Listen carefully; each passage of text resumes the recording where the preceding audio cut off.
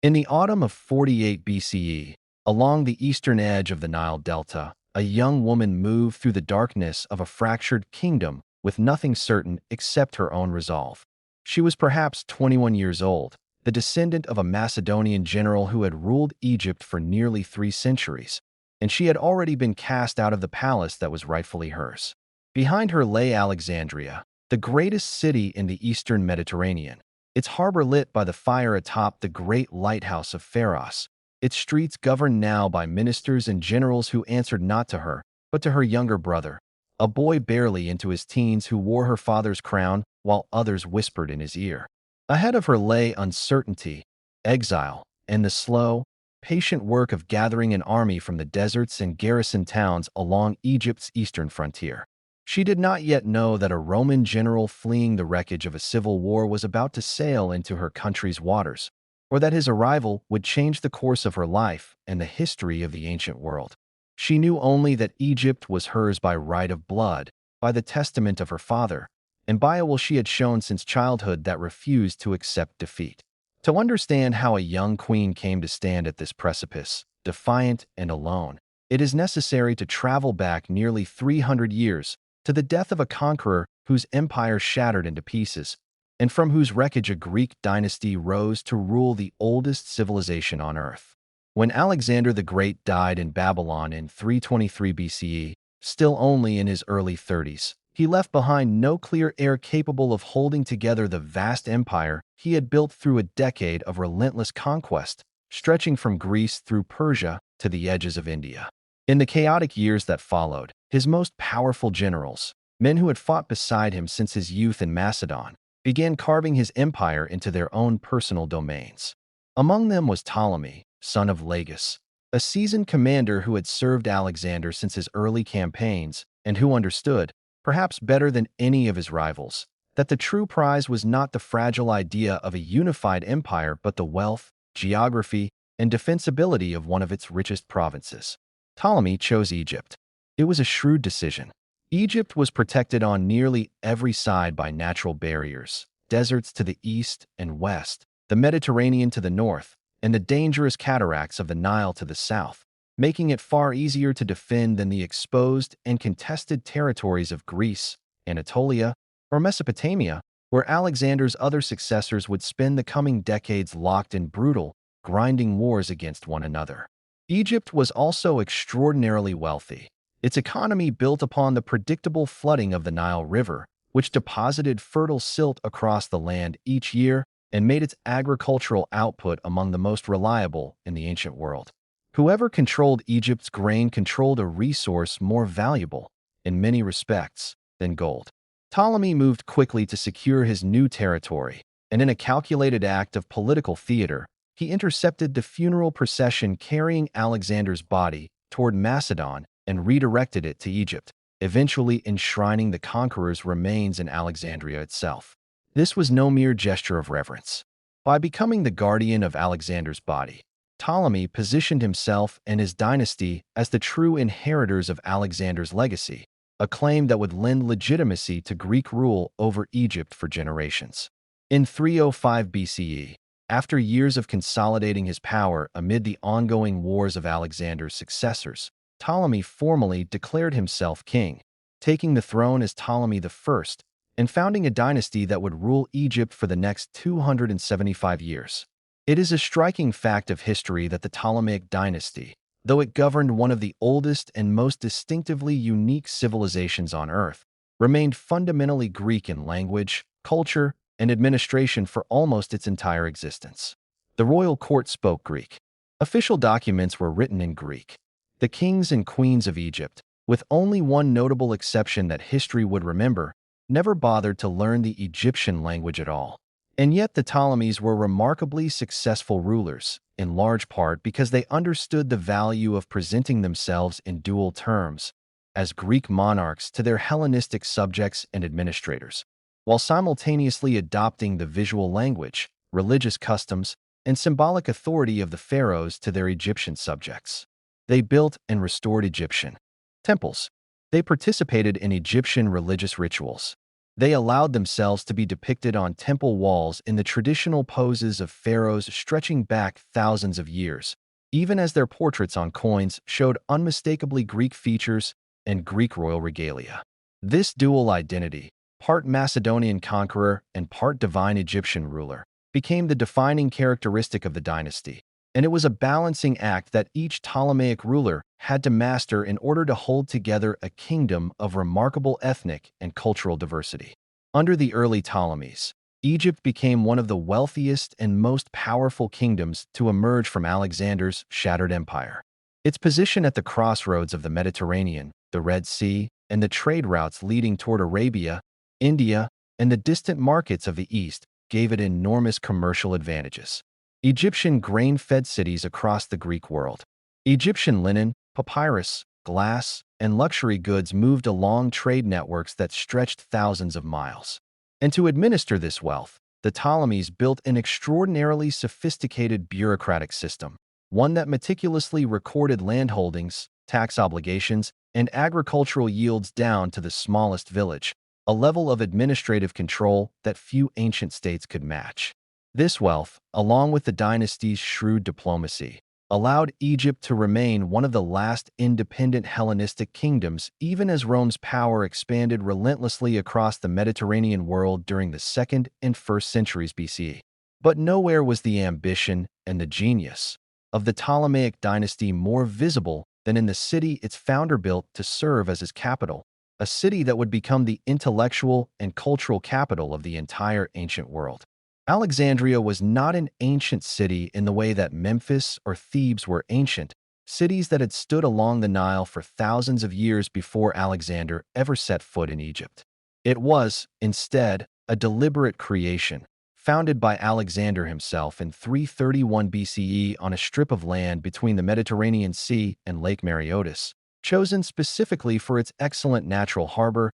and its position facing outward toward the Greek world rather than inward toward the traditional heartland of Egyptian civilization along the Nile. Under the Ptolemies, this planned city grew into one of the largest and most magnificent urban centers the ancient world had ever seen, rivaled in population and grandeur perhaps only by Rome itself. Its harbor was dominated by an engineering marvel that ancient writers ranked among the wonders of the world, the Lighthouse of Pharos, a towering structure of white stone rising more than 100 meters above the water, its upper chamber housing a fire whose light, reflected by polished bronze mirrors, could reportedly be seen by ships far out at sea. For sailors approaching from across the Mediterranean, the lighthouse was the first sign that they had reached the wealthiest and most sophisticated port in the known world. Beyond the harbor lay a city built on a grid of broad avenues, wider and more orderly than the crowded streets of most ancient cities,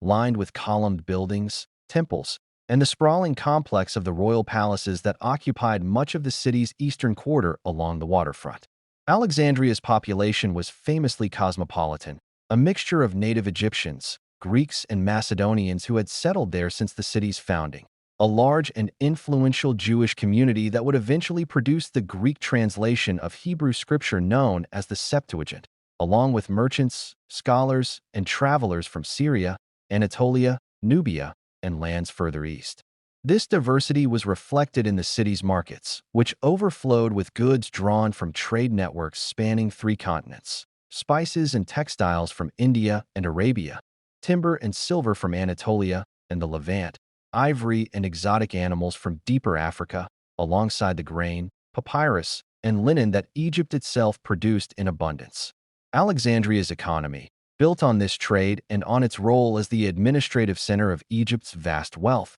made it one of the richest cities in the ancient Mediterranean. But it was not merely wealth that made Alexandria extraordinary. It was knowledge. The early Ptolemies, whether from genuine intellectual ambition, a desire to project cultural prestige to rival the older centers of Greek learning, or some combination of both, established in Alexandria an institution unlike anything that had existed before, a great research center dedicated to the arts and sciences known as the Mouseion, literally the Shrine of the Muses, from which the modern word museum descends. Attached to the Mouseion, and forming its beating heart, was the Library of Alexandria, an institution that ancient sources describe as having sought to collect copies of every significant text in the known world. Scholars, poets, mathematicians, and physicians were invited to Alexandria from across the Greek-speaking world, offered royal patronage, housing, and freedom from many of the burdens of ordinary life in exchange for their labor in the pursuit of knowledge.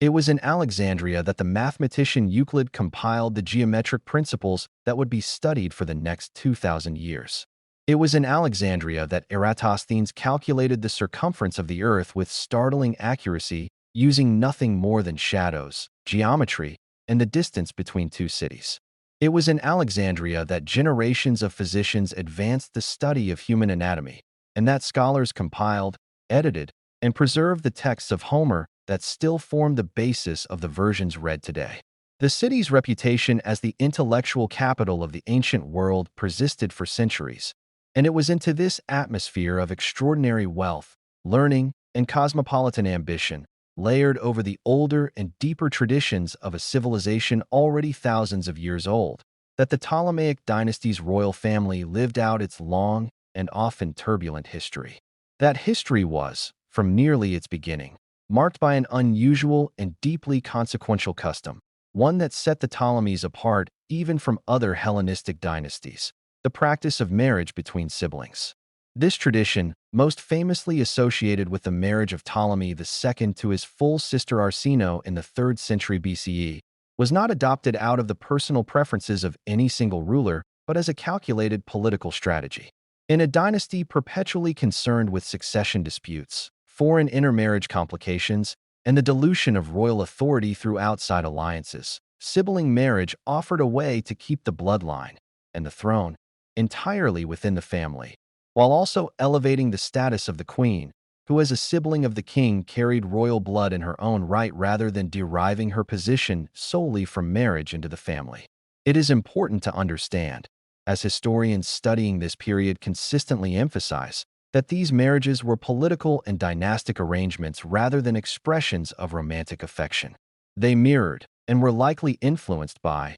ancient Egyptian religious traditions in which the gods Isis and Osiris were themselves siblings and spouses, giving the practice a symbolic and religious resonance for the Ptolemy's Egyptian subjects, even as it served entirely practical political purposes for a Greek ruling family determined to secure its position. Over the generations, this custom, combined with the ever-present temptations of absolute power, produced a royal court famous even in antiquity for its instability, its intrigue, and its violence. Ptolemaic history is punctuated by assassinations, poisonings, and civil wars between rival siblings and half-siblings, by mothers who imprisoned or exiled their own children, by brothers who murdered sisters and sisters who conspired against brothers, all in pursuit of the throne. It was a family and a court in which loyalty was rarely absolute, in which advisors and eunuchs and generals could rise to extraordinary influence over rulers who ascended the throne as children,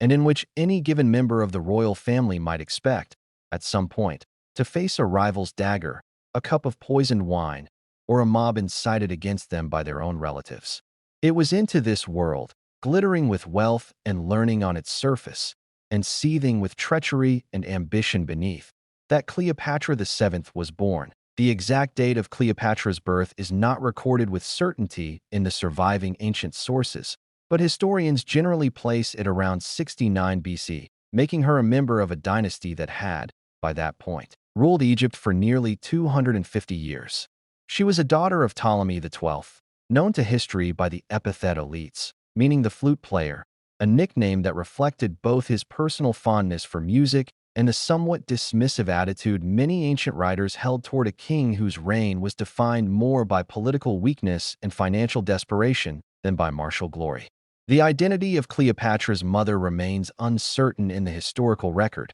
a gap that has fueled centuries of speculation among historians about her precise ethnic heritage, though what can be said with confidence is that Cleopatra was descended, on her father's side, entirely from the Macedonian Greek line established by Ptolemy I, with no confirmed ancient Egyptian ancestry, despite the fact that popular imagination has often assumed otherwise given her intimate association with Egypt itself. Cleopatra spent her childhood within the walls of the royal palace complex in Alexandria, a place of extraordinary luxury by the standards of the ancient world, but also, as the political turbulence of her father's reign would make clear, a place of genuine danger. From an early age, she would have witnessed firsthand the fragility of royal power in Ptolemaic Egypt, the way that popularity in Alexandria could turn to mob violence, the way that Rome's growing shadow loomed over every decision her father made, and the constant undercurrent of rivalry among her own siblings, several of whom would, in the years to come, become her direct political enemies. Despite, or perhaps because of, this unstable environment, Cleopatra received an education that was extraordinary even by the standards of royal children in the ancient world. Ptolemaic princesses were tutored by some of the finest scholars that Alexandria's intellectual institutions could provide, and the surviving evidence, along with reasonable historical inference about the curriculum available to a royal heir in this period,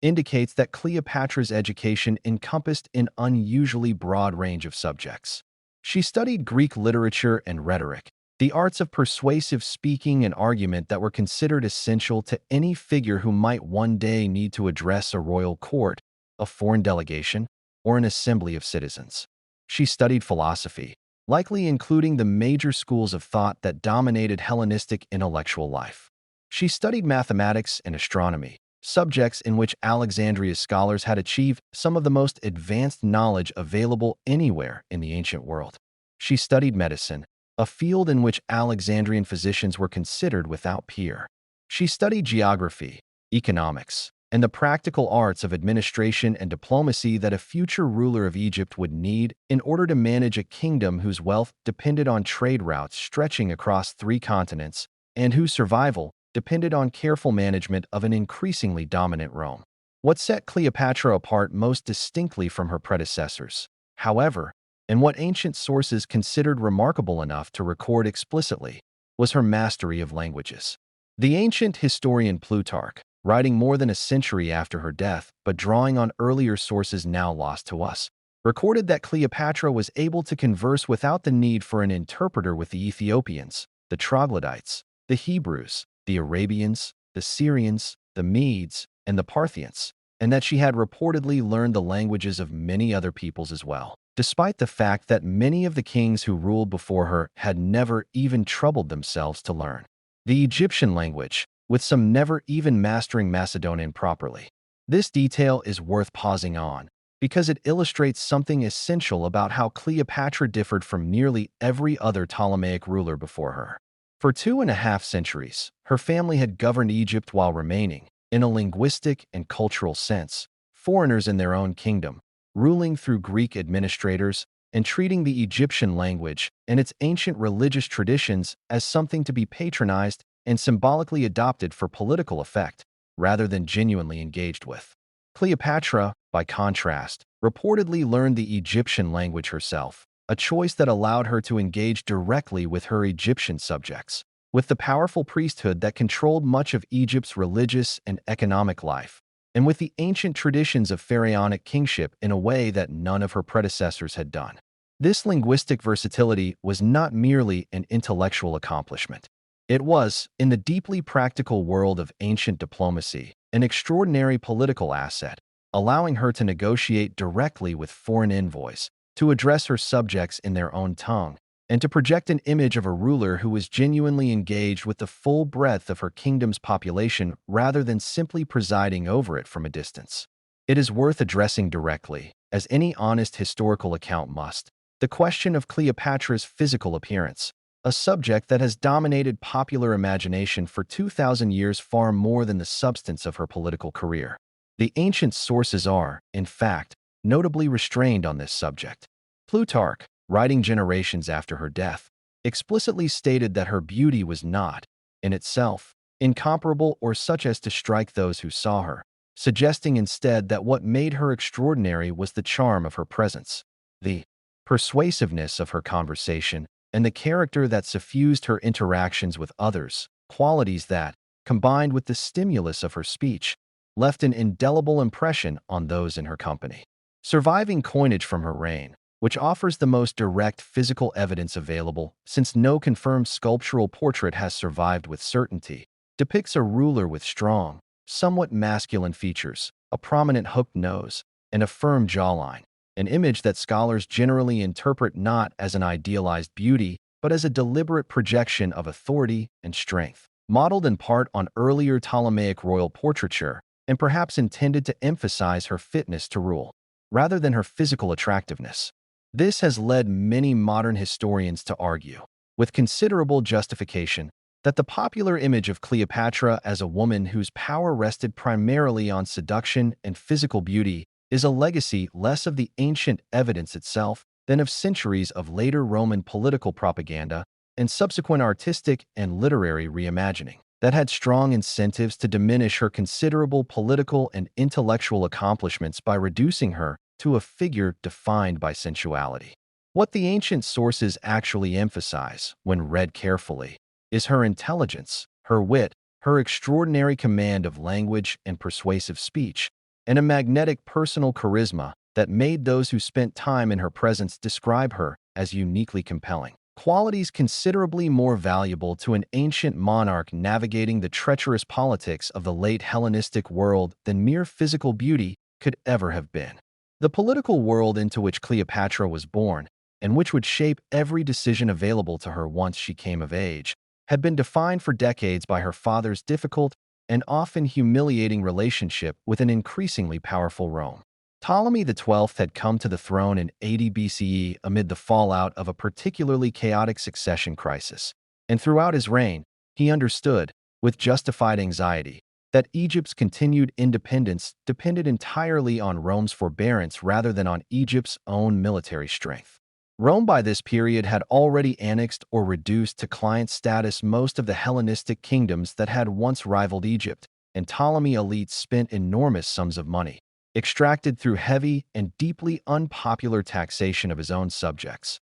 bribing Roman senators and generals in an effort to secure formal recognition of his rule and protection from Roman annexation. This strategy bought him a fragile stability, but at a devastating cost. The heavy taxation required to fund these bribes provoked widespread resentment among the Egyptian population and the volatile citizens of Alexandria in particular, whose capacity for mob violence and political upheaval was well established in the dynasty's history. In 58 BCE, this resentment, combined with outrage over Ptolemy's failure to respond to Rome's annexation of Cyprus, which had been ruled by a branch of his own family, boiled over into open revolt, and Ptolemy was forced to flee Alexandria entirely, leaving Egypt in the hands of his eldest surviving daughter, Cleopatra's older sister, Berenice IV, who was proclaimed queen in his absence. Ptolemy spent the following years in exile, first in Rhodes and then in Rome itself, engaged in an increasingly desperate campaign to secure Roman military support for his restoration, a campaign that involved yet more enormous bribes to Roman officials and that dragged on for years amid the shifting alliances and rivalries of late Republican Roman politics. He eventually succeeded in 55 BCE, when the Roman governor of Syria, Aulus Gabinius, was persuaded, through further substantial payments, to march a Roman army into Egypt and restore him to the throne by force, an operation in which a young Roman officer named Mark Antony participated as a cavalry commander, marking his first direct involvement with Egyptian affairs many years before his far more famous relationship with Cleopatra herself. Upon his restoration, Ptolemy had his own daughter Berenice, who had ruled in his absence, executed for her role in the revolt against him, an act that would have made unmistakably clear to the young Cleopatra, who was at this time around 14 years old and had likely witnessed these events unfold from close proximity within the royal family,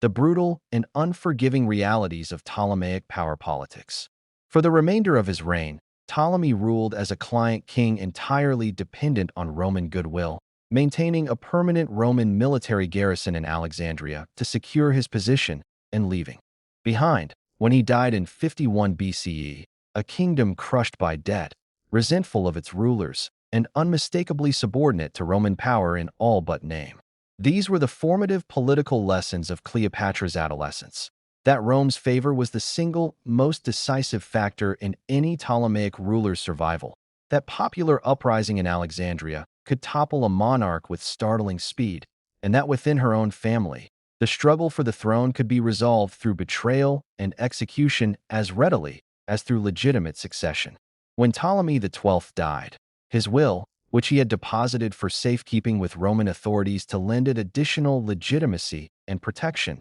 stipulated that the throne should pass jointly to Cleopatra, then approximately 18 years old, and her younger brother, Ptolemy XIII, who was only about 10 years old at the time, and that the two siblings should marry one another in accordance with the dynasty's long-established custom, thereby uniting the throne within a single sibling pair in the traditional manner. This arrangement, however politically conventional by Ptolemaic standards, created an immediate and dangerous imbalance of power. Cleopatra, though technically co-ruler and technically also the wife of the young king, was a grown woman of considerable education, intelligence, and ambition, while her brother was a child entirely dependent upon the small circle of court advisors who controlled access to him and who, in practice, exercised the actual authority nominally attributed to his name. Chief among these advisors were the eunuch Pothinus, who served as the boy king's regent and chief minister and who moved quickly to consolidate control over the royal administration,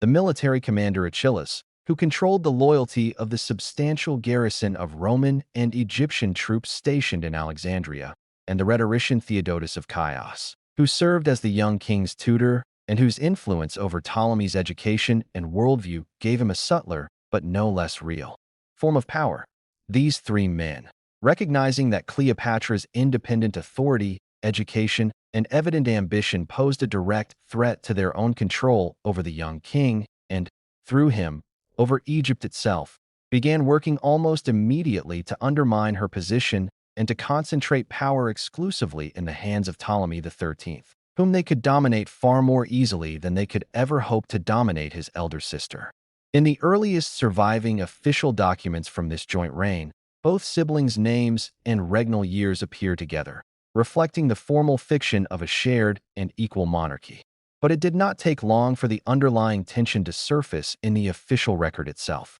Within roughly a year of their joint accession, documents began to appear in which Cleopatra's name preceded her brother's, or in which she was named without him at all, a striking break from convention that suggests she was actively attempting to assert her own primacy and to govern with a degree of independence that her brother's advisors found intolerable. This assertion of independent authority, whatever its precise motivations, triggered an escalating political struggle between the queen and the palace faction that controlled her brother. The details preserved in the surviving ancient sources are frustratingly sparse, filtered as they are through later Roman writers more interested in the dramatic events that would soon follow than in the internal mechanics of Ptolemaic court politics. But the broad outline is clear enough. Pothinus, Achilles, and Theodotus worked to portray Cleopatra as an illegitimate usurper of her brother's rightful authority, mobilizing support among the influential priestly and administrative classes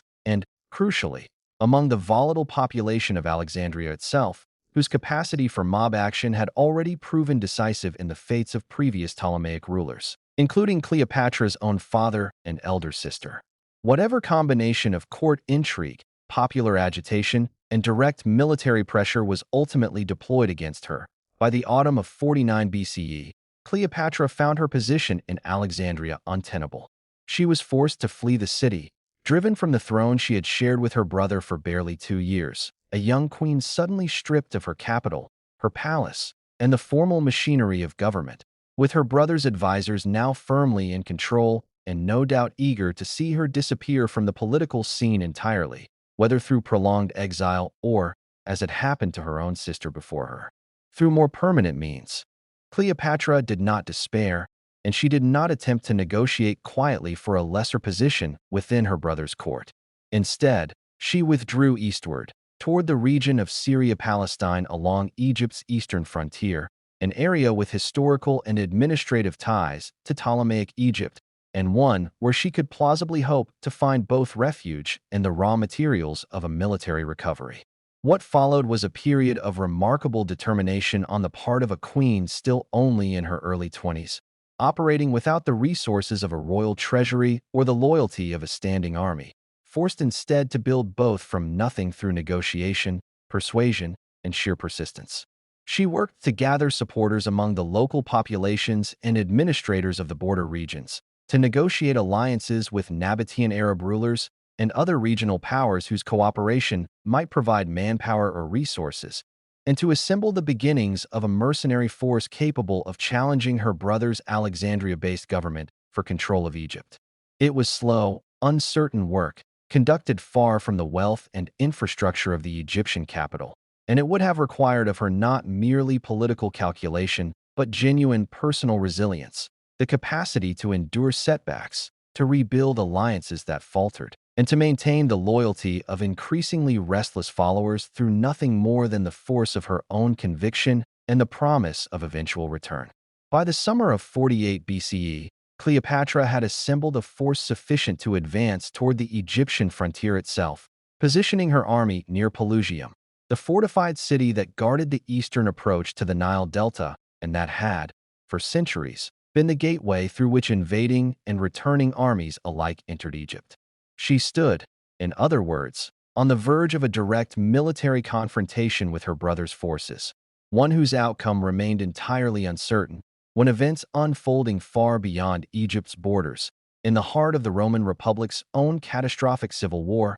suddenly and dramatically altered the entire situation. The conflict that had convulsed the Roman world for the previous 2 years had its roots in the collapsing political alliance between two of Rome's most powerful men, Gaius Julius Caesar and Gnaeus Pompeius Magnus, known to history as Pompey the Great. For years, these two men, along with the wealthy Marcus Licinius Crassus, had dominated Roman politics through an informal alliance historians call the First Triumvirate, but Crassus's death in a disastrous military campaign against the Parthian Empire, combined with the death of Pompey's wife Julia, who had been Caesar's own daughter and whose marriage had helped bind the two men together, removed the personal and political bonds that had kept Caesar and Pompey from open rivalry. As Caesar's extraordinary conquests in Gaul brought him unprecedented wealth, military glory, and the fierce loyalty of a battle-hardened army, the Roman Senate, increasingly alarmed by his growing power and encouraged by Pompey, who saw an opportunity to eliminate a dangerous rival, moved to strip Caesar of his command and force him to return to Rome as a private citizen, a status that would have left him legally vulnerable to prosecution by his political enemies. Rather than submit, Caesar made the fateful decision, in January of 49 BCE, to cross the Rubicon River with his army, an act that constituted open rebellion against the Roman state and that plunged the Republic into civil war. The war that followed moved with startling speed. Caesar's rapid advance into Italy caught Pompey and much of the Senate unprepared, forcing them to abandon Rome itself and withdraw first to southern Italy and then across the Adriatic Sea to Greece, where Pompey worked to assemble a large coalition army drawn from Rome's eastern provinces and allied client kingdoms. Caesar, after securing his position in Italy and Spain, pursued Pompey into Greece, and the two armies finally met in a decisive engagement near the town of Pharsalus in August of 48 BCE.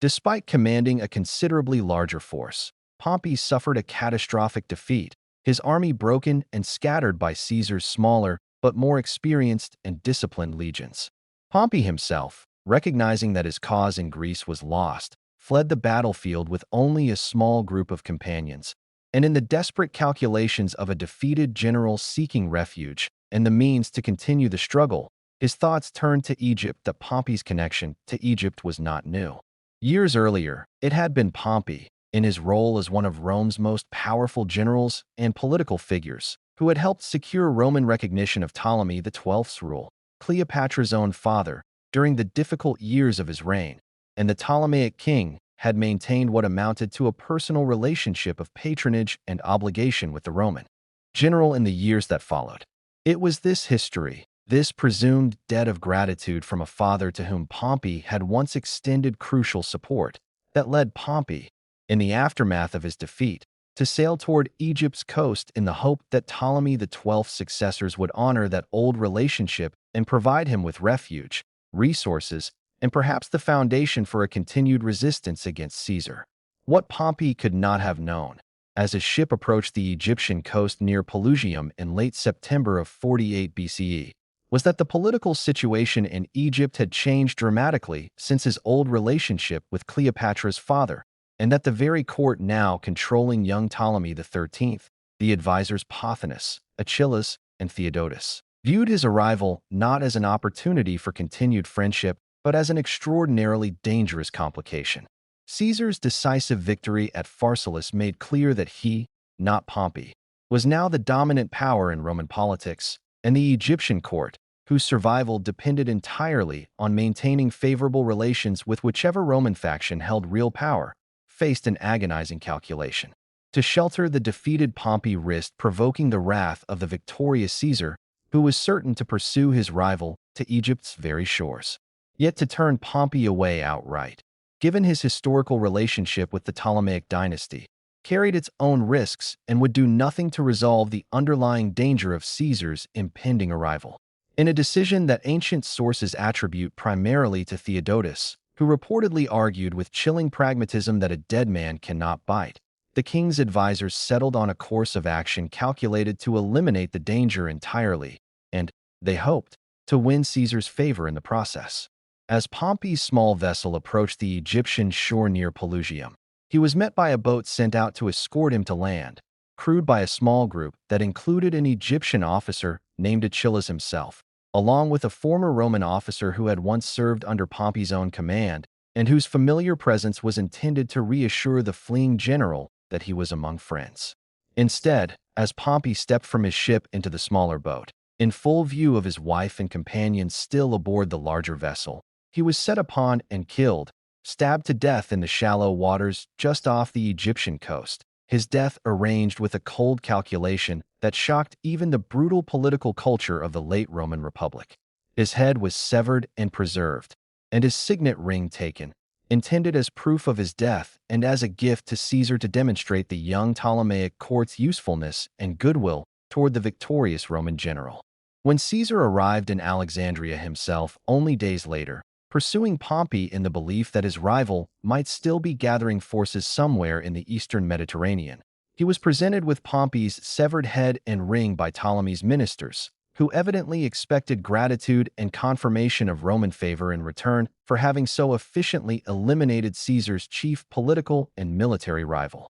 Ancient sources, including Plutarch and other Roman historians writing in the following century, record that Caesar's reaction was very different from what the Egyptian court had anticipated. Rather than expressing satisfaction, Caesar reportedly wept at the sight of his former ally's severed head, a man who had once been his son-in-law through marriage and his partner in the political alliance that had dominated Roman affairs for years, however bitter their more recent rivalry had become. Whatever the precise mixture of genuine grief, calculated political theater, and outrage at the presumption of Egyptian ministers who had taken it upon themselves to execute a Roman citizen and former consul, without any legal authority to do so, Caesar's response left the Egyptian court in an unexpectedly precarious position. Far from having secured Caesar's gratitude, Ptolemy's advisors now found themselves need to resupply his forces and collect debts he claimed the Ptolemaic crown owed to Rome, or a genuine intention to resolve the ongoing succession dispute between Ptolemy XIII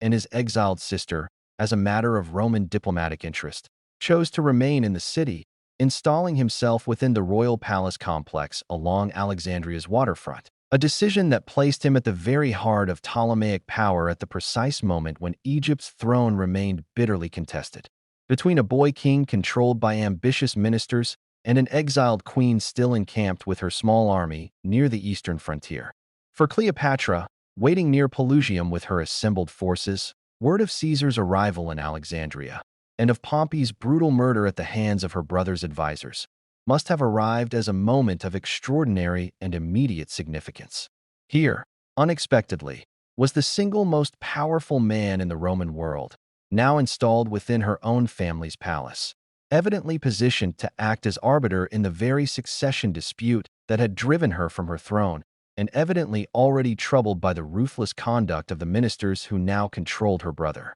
It was, Cleopatra seems to have understood with remarkable clarity, an opportunity that might never come again, a chance to place her case directly before the one man whose favor could restore her to power, if only she could find a way to reach him. The difficulty was immense. Alexandria remained firmly under the control of her brother's ministers and their loyal garrison, and a queen who had been driven from the city as a fugitive could hardly expect to walk openly through its gates and request an audience with the Roman general now residing in her own palace. Any attempt to enter the city through conventional means would almost certainly be detected by Achilles' soldiers or Pothinus's network of informants long before she could reach Caesar himself, exposing her to capture and likely execution before she ever had the chance to plead her case. It was in this moment of extraordinary risk and equally extraordinary opportunity that Cleopatra made the boldest decision of her young life. Rather than attempt an open approach,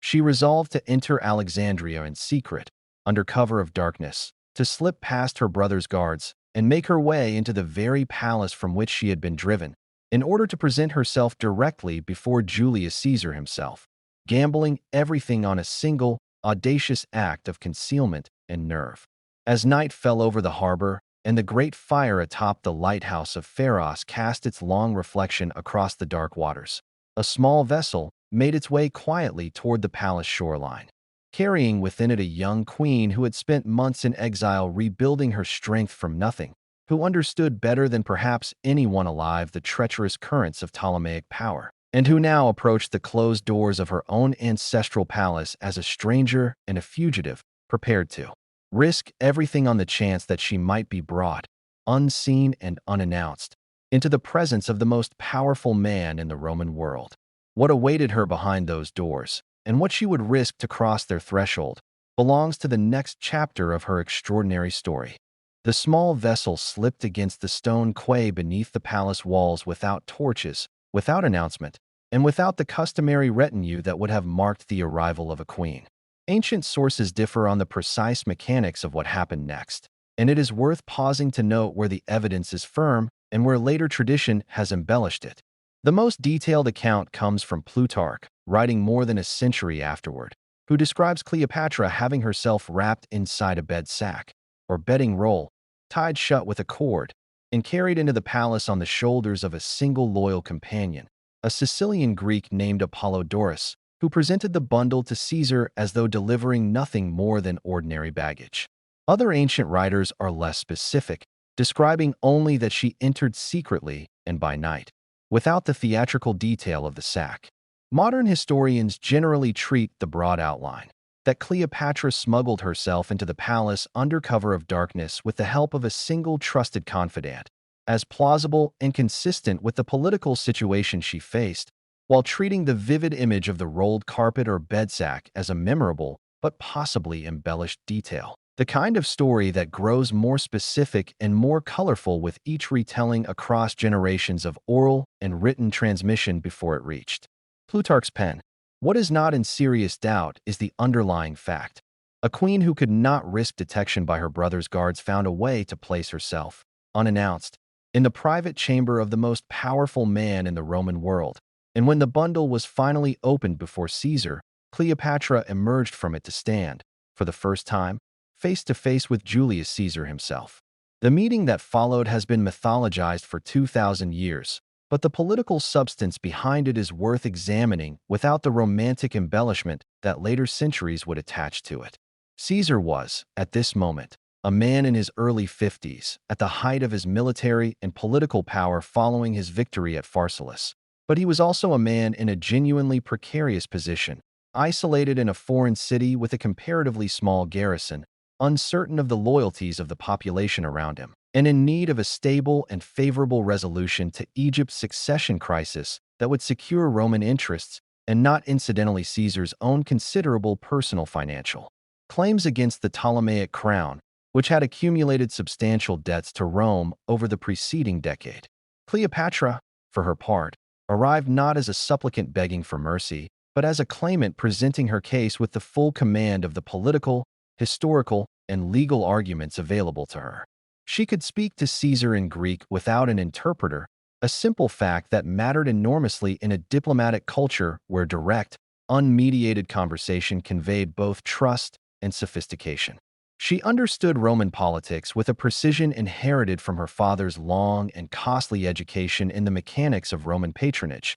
and she could argue, with total legal legitimacy, that her fathers will had named her and her brother as joint and equal heirs to the throne, an arrangement that her brother's advisors had unilaterally and illegally overturned by driving her into exile. Ancient sources agree that Caesar was struck by her intelligence, her confidence, and the sheer audacity of her arrival. And it is this combination of factors, her legal claim, her political sophistication, and the practical reality that a Cleopatra restored to power and personally indebted to Caesar for that restoration would make a far more reliable Roman client than a boy king controlled by ministers who had already proven themselves capable of executing a Roman consul without authorization. That most plausibly explains why Caesar chose, within a short time of this meeting, to hear her case and to act as arbiter in the dispute. Caesar's decision, announced to the Alexandrian court in the days that followed, was to invoke the authority of Ptolemy XII's will, the very document that Cleopatra's father had deposited with Roman authorities years earlier precisely to ensure Roman enforcement of its terms, and to declare that the throne of Egypt should be shared jointly between Cleopatra and her brother Ptolemy XIII, in accordance with their father's original wishes and, by implication, in a restoration of the arrangement that Pothinus and his allies had worked so hard to dismantle. For the ministers who had spent nearly 2 years consolidating exclusive control over the young king, and who had murdered a Roman consul in the belief that doing so would secure Caesar's favor, this ruling was nothing less than a catastrophe. It meant the immediate and total reversal of everything they had achieved, the restoration of the sister they had driven into exile, and very likely their own political ruin and possibly their lives, since a restored Cleopatra, now standing under Caesar's personal protection, would have every reason to seek retribution against the men who had orchestrated her overthrow. Pothinus, Achillas, and Theodotus responded not with acceptance, but with immediate and urgent preparation for renewed conflict, working in secret to rally the loyalty of the substantial garrison under Achillas's command, a force that vastly outnumbered the relatively modest contingent of legionaries Caesar had brought with him to Alexandria, and to stir popular sentiment in the city against the presence of Roman forces occupying the royal palace. Within Alexandria itself, tensions rose with alarming speed. The city's population, always volatile and already resentful of the Roman military presence forced upon it by Caesar's unilateral occupation of the palace quarter, grew increasingly agitated as rumors spread of the king's ministers preparing armed resistance, and Caesar himself, recognizing the gathering danger, moved quickly to fortify his position within the palace complex, aware that he now found himself, with only a few thousand legionaries at his disposal, potentially facing tens of thousands of hostile Egyptian troops in a city he did not control and whose geography favored his enemies at every turn. To understand the war that followed, it is necessary to understand something of Alexandria's physical layout, because the city's geography shaped nearly every tactical decision made by both sides over the months of fighting that lay ahead. Alexandria stretched along a narrow strip of land between the Mediterranean Sea to the north and Lake Mareotis to the south, its urban core divided into distinct quarters, with the royal palace complex, including the residences of the Ptolemaic kings, occupying a substantial portion of the city's eastern waterfront, adjacent to the smaller of the city's 2 harbors. The larger, western harbor, known as the Great Harbor, was separated from the open sea by the island of Pharos, upon which stood the Great Lighthouse, and this island was connected to the mainland by an artificial causeway nearly a kilometer in length known as the Heptastadion, so named because it measured roughly 7 stadia in length. A structure that effectively divided Alexandria's coastal waters into 2 distinct harbors and that controlled all movement of ships between them. Whoever controlled the Heptastadion and the lighthouse island controlled access to the Great Harbor and, by extension, controlled whether reinforcements and supplies could reach the city by sea at all, a fact that would prove decisive again and again as the fighting progressed. Caesar, entrenched within the palace quarter with Cleopatra and the young king nominally under his protection, but effectively also his hostages and his responsibility, found himself in the difficult position of holding a strong defensive position. The palace complex itself was heavily fortified and easily defended by a relatively small number of disciplined legionaries against a much larger but less organized force, while remaining cut off from easy reinforcement and dependent on control of the harbor to receive supplies and additional troops from Roman territories in the eastern Mediterranean. The fighting that erupted in the winter of 48 and 47 BCE, a conflict historians refer to as the Alexandrian War, unfolded across multiple fronts simultaneously, combining naval engagements in the harbor, brutal close-quarters street fighting in the narrow avenues surrounding the palace, and a prolonged siege in which both sides sought to control key strategic points across the city. Achilles' forces, numbering according to Caesar's own later account in the tens of thousands, though ancient figures for troop strength should always be treated with appropriate caution, included not only the Ptolemaic royal garrison, but also a substantial number of former Roman soldiers who had previously served under Gabinius during the restoration of Ptolemy the 12th years earlier and who had remained in Egypt, married into local communities, and effectively gone native, no longer reliably loyal to Rome and entirely willing to fight against Caesar's forces on behalf of the Egyptian court that now employed them. This detail illustrates something important about the complexity of the conflict, which was not simply a straightforward war between Romans and Egyptians, but a tangled struggle in which Roman military expertise and equipment existed on both sides of the battle lines. Caesar, recognizing early in the fighting that control of the harbor was essential both to his own resupply and to denying the enemy the ability to blockade him entirely, ordered his forces to seize and, where necessary, burn ships in the great harbor to prevent them from falling into Achilles' hands and being used against his own vulnerable supply lines. It was in the course of this harbor fighting, according to several ancient accounts, that fires spread from the burning ships to structures along Alexandria's waterfront, and it is here that the narration must pause to address one of the most persistent and contested questions in the entire history of ancient Alexandria: the fate of its great library during this conflict. The ancient sources on this point are neither unanimous nor entirely clear. Caesar's own account of the war mentions burning ships, but says nothing explicit about the library itself. Later writers, including the Roman Stoic philosopher Seneca and the historian Plutarch, do describe fires spreading to buildings near the harbor during this episode of fighting, and some ancient traditions specifically state that a portion of the library's holdings, likely stores of papyrus scrolls kept in warehouses near the docks awaiting shipment or storage rather than the full institutional library, and its main collections housed within the Mausion complex itself, were destroyed in these fires. Modern historians remain genuinely divided on the scale and significance of this destruction. Some scholars argue that this event represented a serious but partial loss, likely affecting scrolls stored near the harbor rather than the complete destruction of Alexandria's intellectual heritage, since substantial evidence indicates that a functioning library and community of scholars continued to exist in Alexandria for centuries after this incident, with later ancient writers still describing visits to Alexandria's libraries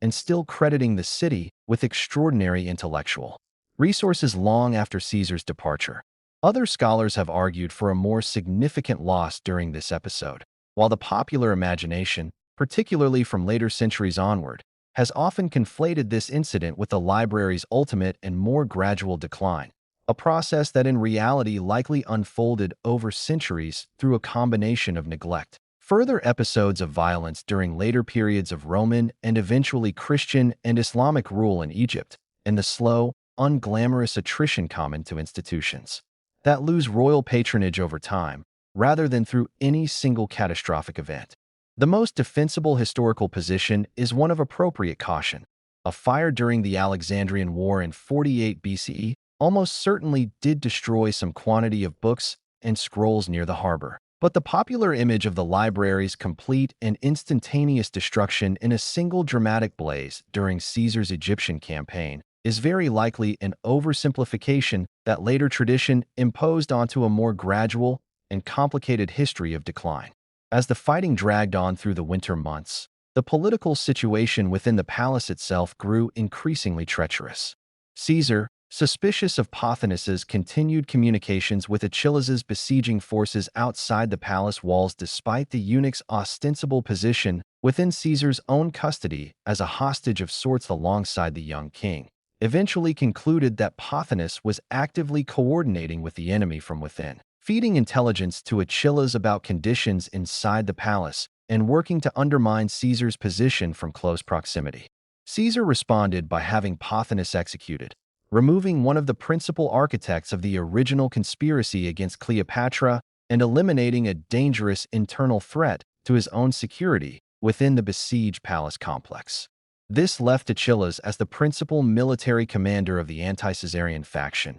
but it also created a curious problem for the forces besieging the palace, since with Pothinus dead and young Ptolemy XIII held within Caesar's custody, the besieging Egyptian army technically lacked a royal figure of their own around whom to rally, fighting nominally on behalf of a king who was, in effect, a prisoner of the very man they were fighting against. It was at this point that Cleopatra's younger sister, Arsinoe IV, entered the conflict as an independent and destabilizing force in her own right. Arsinoe, evidently seeing an opportunity in the chaos of the siege to advance her own claim to power rather than remain a passive member of the royal family caught within Caesar's custody, escaped from the palace complex with the assistance of a loyal eunuch tutor named Ganymedes and made her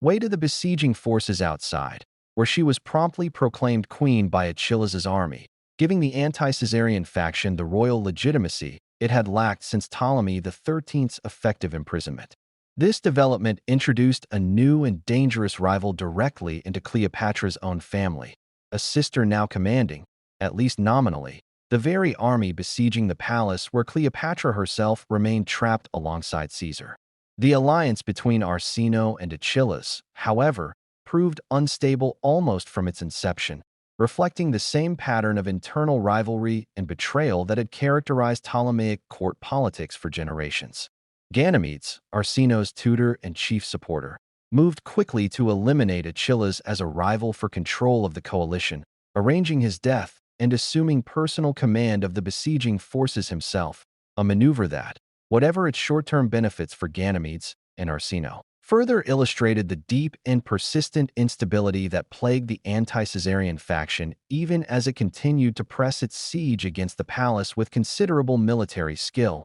including an ambitious attempt orchestrated by Ganymedes to poison the palace's freshwater supply by diverting seawater into the aqueducts serving Caesar's position, an effort that Caesar's engineers ultimately managed to counter by sinking new wells within the palace grounds itself. The tide of the war began to shift decisively in Caesar's favor with the arrival of Roman reinforcements from the eastern provinces, forces that had been summoned in the early stages of the conflict and that finally reached Egyptian waters after considerable delay, including troops drawn from Roman client kingdoms in Syria, Judea, and Asia Minor, whose rulers had their own reasons for supporting Caesar's cause and securing his gratitude. These reinforcements, combined with Caesar's own forces, finally gave the Romans sufficient strength to move beyond the defensive posture that had characterized much of the siege and to take the offensive against the Egyptian army, now commanded jointly by Ganymedes and the young Ptolemy XIII himself, who had been released from Caesar's custody at the demand of the Egyptian faction, who argued, with a transparent cynicism that Caesar apparently anticipated and calculated to his own advantage, that the boy king's presence among his own people would help restore order and end the fighting, when in fact his release simply gave the anti-Caesarian coalition the royal figurehead they needed to fully unify their cause. An outcome Caesar seems to have permitted precisely because it drew the fractured Egyptian factions into a single force he could then confront and defeat decisively in open battle rather than fighting an endless, grinding siege against multiple scattered rivals. The climactic engagement of the war, known to history as the Battle of the Nile, took place in the spring of 47 BCE, as Caesar, now reinforced, and having received additional forces marching overland from Roman Syria under the command of an allied ruler, moved to confront the main Egyptian army, which had taken up a fortified position along the Nile east of Alexandria. Caesar's combined forces succeeded in outmaneuvering and ultimately overwhelming the Egyptian position through a combination of direct assault and flanking movements that exploited weaknesses in the Egyptian fortifications, and the battle ended in a decisive rout of Ptolemy XIII's army. In the chaos of the Egyptian collapse, as soldiers fled toward the river in a desperate attempt to escape the pursuing Romans, the young king himself attempted to flee across the Nile, apparently by boat, and in the ensuing confusion, as overloaded vessels capsized or were swamped by the sheer press of fleeing soldiers attempting to climb aboard. Ptolemy XIII drowned in the river. His body reportedly recovered later still wearing his golden armor, a detail ancient sources record as confirmation of his identity and his royal status even in death. With her brother and rival dead, and the Egyptian resistance shattered beyond any hope of continued organized opposition, Cleopatra's position was transformed overnight from that of a queen restored only through Caesar's contested arbitration to that of Egypt's unchallenged and undisputed ruler, her throne secured now not merely by legal claim, but by the total military defeat of every rival who had opposed her. Caesar, having achieved his central objective of resolving the Egyptian succession crisis firmly in favor of a ruler personally indebted to him and reliably favorable to Roman interests, moved to formalize Cleopatra's position according to the customs of her dynasty, a political necessity that shaped the arrangement even though the underlying reality of power had been utterly transformed. Ptolemaic tradition required that a reigning queen share her throne with a male ruler drawn from the royal family. And since Ptolemy XIII was dead and Arsinoe had disqualified herself entirely through her open rebellion against both Cleopatra and Caesar during the siege, the arrangement settled upon was Cleopatra's marriage to her only remaining younger brother,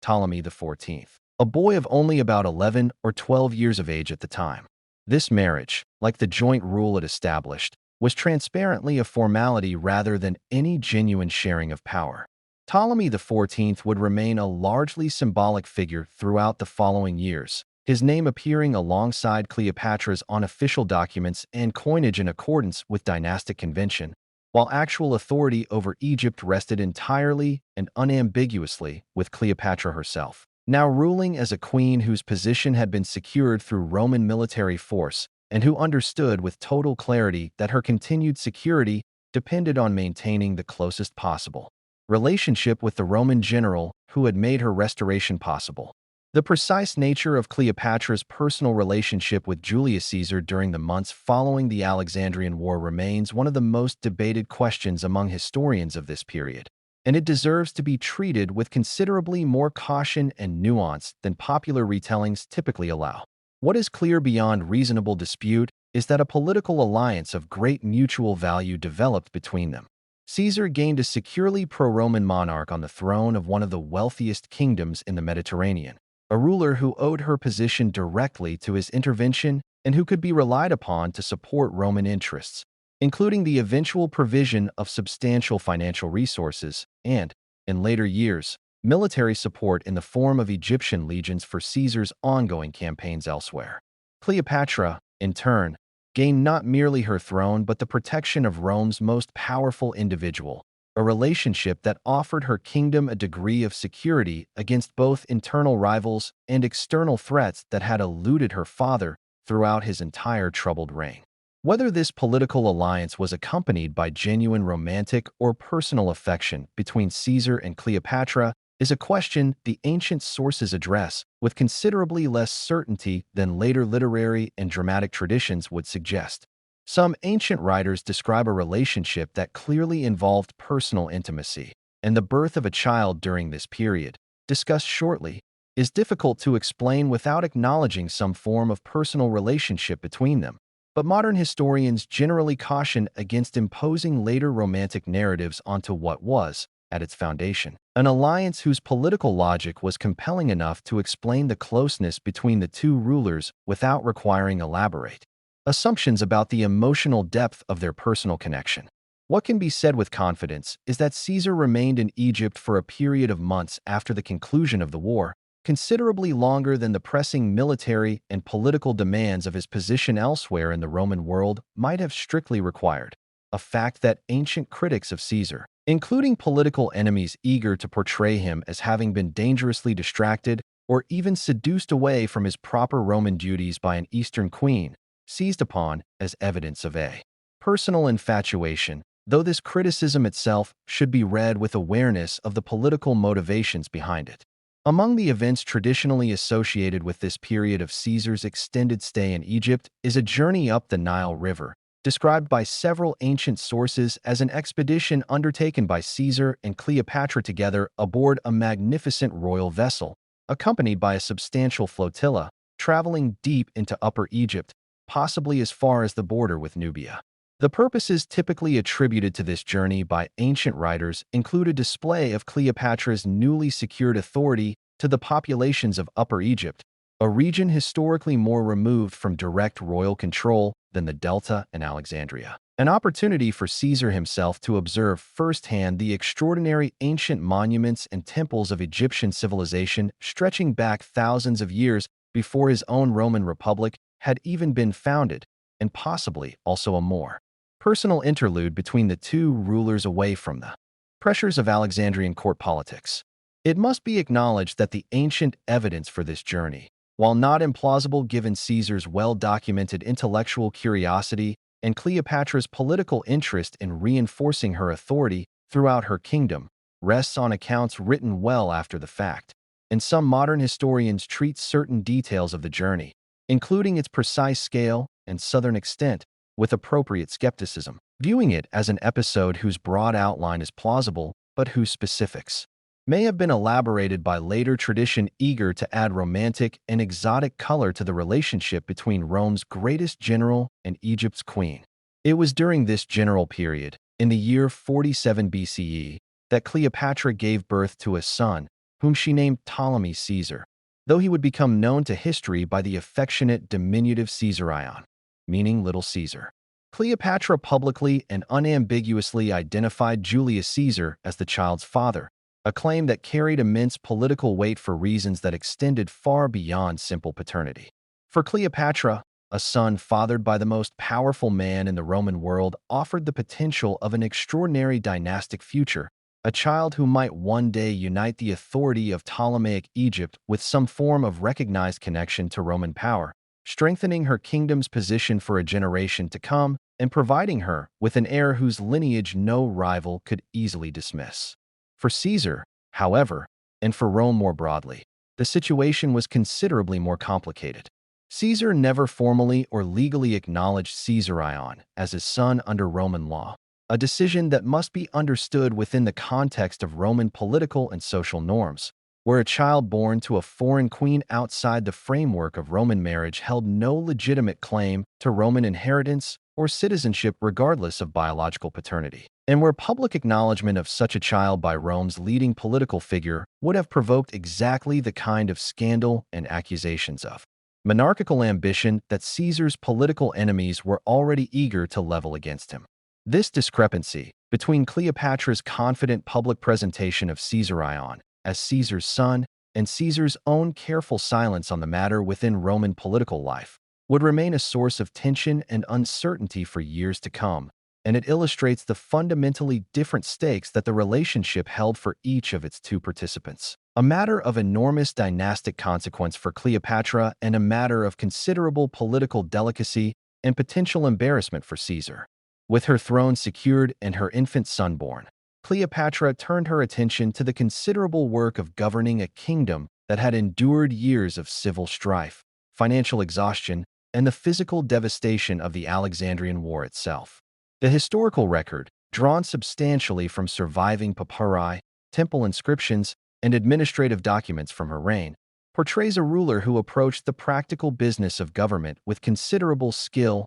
and energy. She worked to restore Egypt's finances, which had been drained by her father's ruinous bribes to Roman officials and further strained by the costs of the recent conflict, through careful management of the kingdom's agricultural output, taxation, and trade. Egypt's economy under Cleopatra remained centered on its extraordinary agricultural productivity, and surviving evidence suggests she took a close personal interest in the administration of grain production and export, recognizing that Egyptian grain remained one of the kingdom's most valuable diplomatic and economic assets in a Mediterranean world where food security was a constant and pressing concern for Rome and other powers alike. She pursued diplomatic relationships with neighboring kingdoms and regional powers, working to stabilize Egypt's borders and its relationships with client states along its eastern frontier, the very regions where she herself had taken refuge during her exile, and where she had built the political relationships and military alliances that had ultimately helped secure her return to power.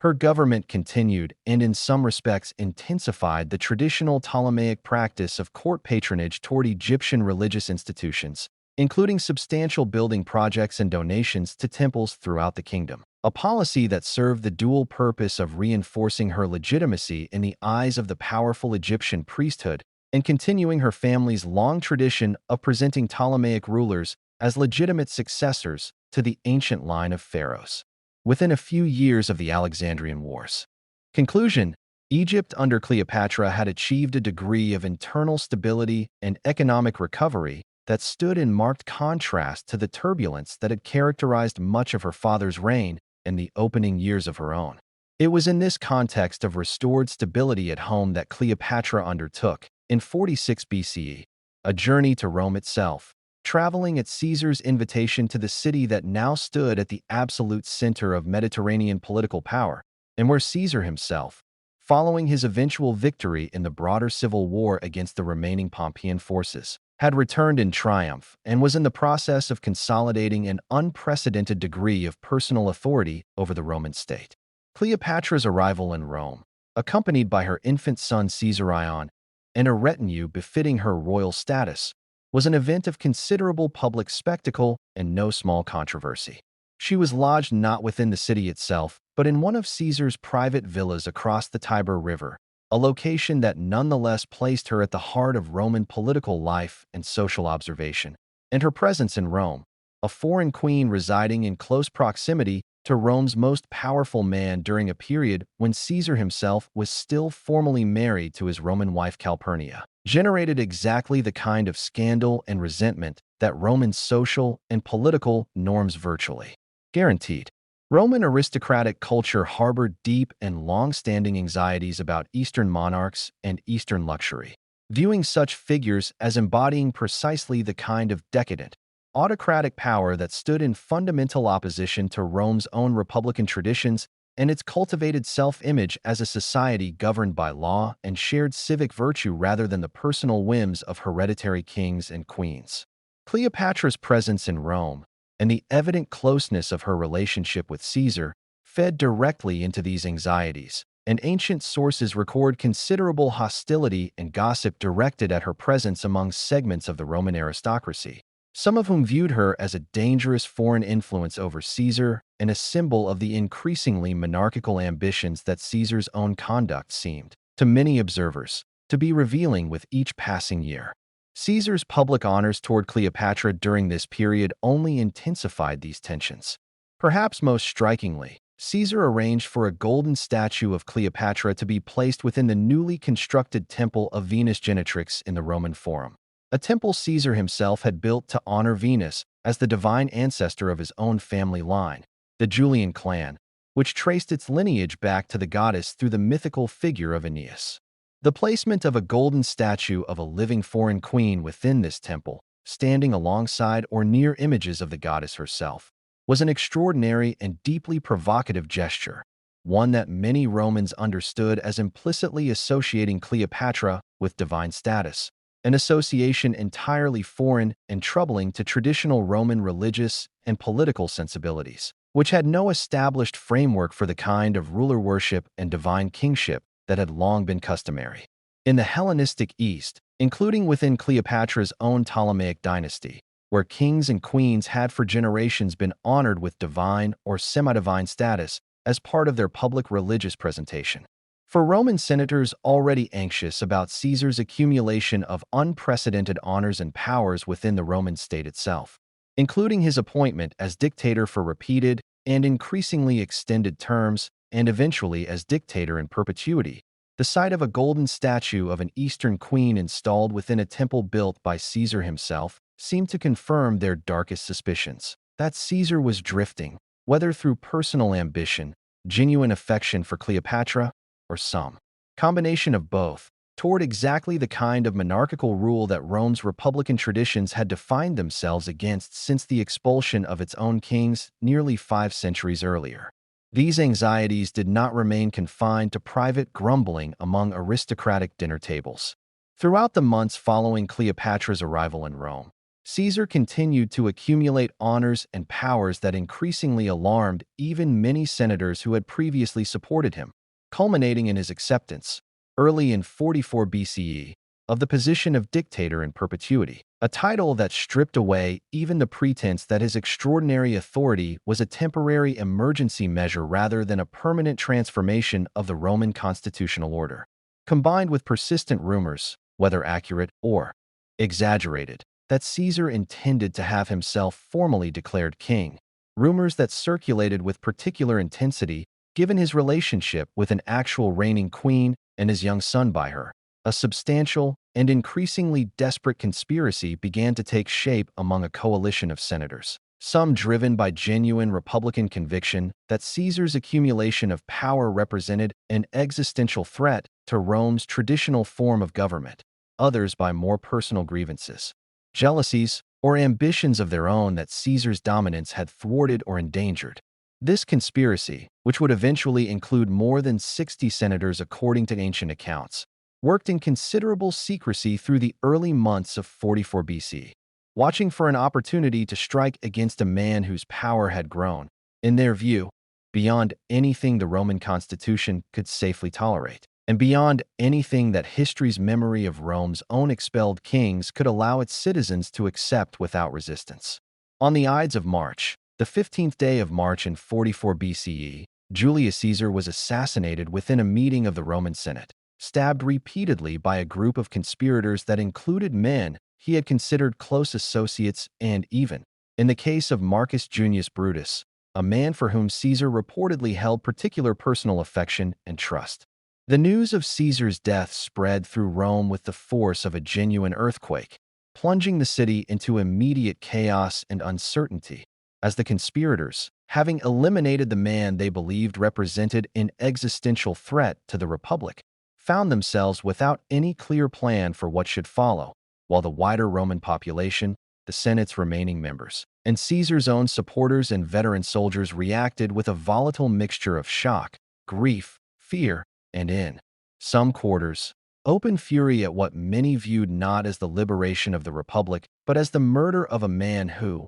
whatever his ambitions, had also been enormously popular among ordinary Roman citizens and among the soldiers who had served under him for years. For Cleopatra, still resident in Caesar's villa across the Tiber at the moment of his death, the assassination transformed her position from one of privileged and protected proximity to the most powerful man in the Roman world into one of sudden and acute vulnerability. Caesar had left no acknowledgement of Caesarion in his will, and the document instead named his young great-nephew Gaius Octavius, later known to history as Octavian, as his adopted son and principal heir, a decision that instantly and completely excluded Cleopatra's son from any formal claim to Caesar's Roman legacy, and that left Cleopatra herself, a foreign queen with no independent political standing within Roman law, suddenly stranded in a city now consumed by uncertainty over who would inherit Caesar's power and how the resulting struggle might unfold. The Rome that Cleopatra had entered as the honored, if controversial, companion of its most powerful man had become, almost overnight, a city where her continued presence carried genuine danger, where the political future was entirely unwritten, and where the fate of her young son, upon whom she had staked so much of her kingdom's dynastic future, hung in complete and unsettling uncertainty. Recognizing that nothing further could be gained and much could be lost, by remaining in a city now gripped by the volatile and unpredictable aftermath of assassination, Cleopatra began quietly making preparations to leave Rome and return to Egypt, uncertain what the coming struggle for Caesar's legacy would mean for her kingdom, for her son, and for the delicate position she had built for herself at the very center of the Roman world, a position that had depended, in the end, on the life of a single man now lying dead in the halls of the Senate he had come to dominate. Within days of Caesar's assassination, Cleopatra gathered her household, her infant son, and the retinue that had accompanied her to Rome, and quietly withdrew from the city and its villa across the Tiber, making her way down to the coast to take ship for Egypt before the chaos consuming Rome could close around her entirely. The voyage across the Mediterranean that followed was, in a sense, a passage between two worlds in simultaneous upheaval, since Cleopatra departed a Rome whose future had become suddenly and violently unwritten, and she returned to an Egypt whose stability she herself had worked for years to rebuild, and which now offered the only secure ground she had left to stand upon. She could not have known, as her ship crossed the open water toward Alexandria's familiar lighthouse, precisely how the struggle for Caesar's legacy would unfold among the men now maneuvering for position in Rome, whether the assassins who called themselves liberators would succeed in restoring the old republican order, or whether Caesar's supporters and Caesar's designated heir, a young man barely out of his teens named Octavian, would prevail instead, and what any of these outcomes might mean for a queen and a kingdom whose fortunes had become so closely bound to the fallen dictator's own. Upon her return, Cleopatra adopted a posture of careful and deliberate caution toward the unfolding Roman civil war, a stance that reflected the hard lessons of her family's history and her own recent experience of just how quickly Roman political fortunes could reverse. Rather than committing Egypt's resources prematurely to any single faction among the many Roman generals and politicians now jockeying for power in the aftermath of Caesar's murder, Cleopatra focused her energy on strengthening her kingdom internally, consolidating her own authority, and watching the shifting balance of Roman power with the patient attentiveness of a ruler who understood that survival in this new and volatile landscape depended on choosing her eventual allegiance with precision, rather than haste. It was during this period of consolidation, sometime in 44 BCE, that her young brother and nominal co-ruler, Ptolemy XIV, died, at approximately 15 years of age. The ancient sources offer no detailed or reliable account of the circumstances of his death, and this absence of clear evidence has, over the centuries, invited considerable speculation, most notably from later Roman writers hostile to Cleopatra's memory, who suggested that she had arranged her brother's death by poison in order to clear the path for her infant son Caesarion to be elevated as her sole co-ruler. It is important to state plainly that this accusation, like many others leveled against Cleopatra by Roman sources writing generations after her death, and working within a political culture already primed to view her as a dangerous and scheming Eastern queen, cannot be verified with the evidence available. And a fair historical accounting must acknowledge both that Ptolemy XIV's convenient death raises legitimate questions given the pattern of fratricide that had long characterized Ptolemaic succession politics, and that the specific claim of poisoning rests on the testimony of sources with clear motive to blacken Cleopatra's reputation rather than on any direct or contemporary evidence. What is certain is that following her brother's death, Cleopatra elevated her son, still only a toddler, to the position of co-ruler, proclaiming him Ptolemy XV, though he would be remembered by history primarily through the affectionate name Caesarion, a designation that publicly and unmistakably reasserted for Egyptian and Roman audiences alike her claim that this child was the son of Julius Caesar himself, an assertion that carried enormous symbolic weight regardless of how Roman law had refused to formally recognize it. The years that followed Caesarion's elevation saw Cleopatra apply herself with considerable energy and evident skill to the practical business of governing and strengthening her kingdom,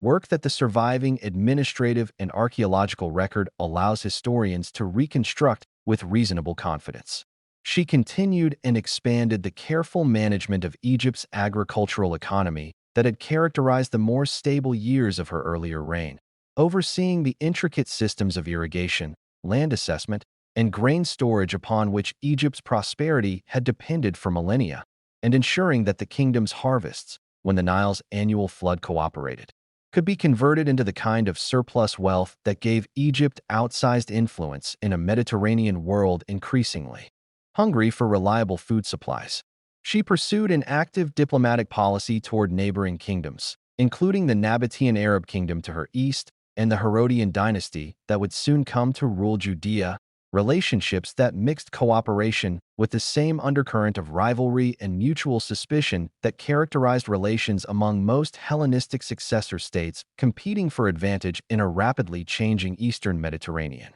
She invested in the development of Egypt's naval capacity, recognizing that a kingdom whose wealth depended so heavily on maritime trade, and whose security depended on its ability to project power and defend its coastlines, required a fleet capable of serving both commercial and military purposes, an investment whose importance would become starkly apparent in the years ahead. She also continued the long Ptolemaic tradition of extensive patronage toward Egypt's temples and priesthoods, funding construction and renovation projects at religious sites throughout the kingdom, a policy that served practical political purposes by cultivating the loyalty of Egypt's powerful priestly class while also reinforcing, through the visual and ceremonial language of pharaonic religion, her own legitimacy as heir to a much longer tradition of Egyptian kingship than her Macedonian, Greek ancestry alone could provide. It was within this religious and ceremonial context that Cleopatra cultivated one of the most historically significant aspects of her public self-presentation,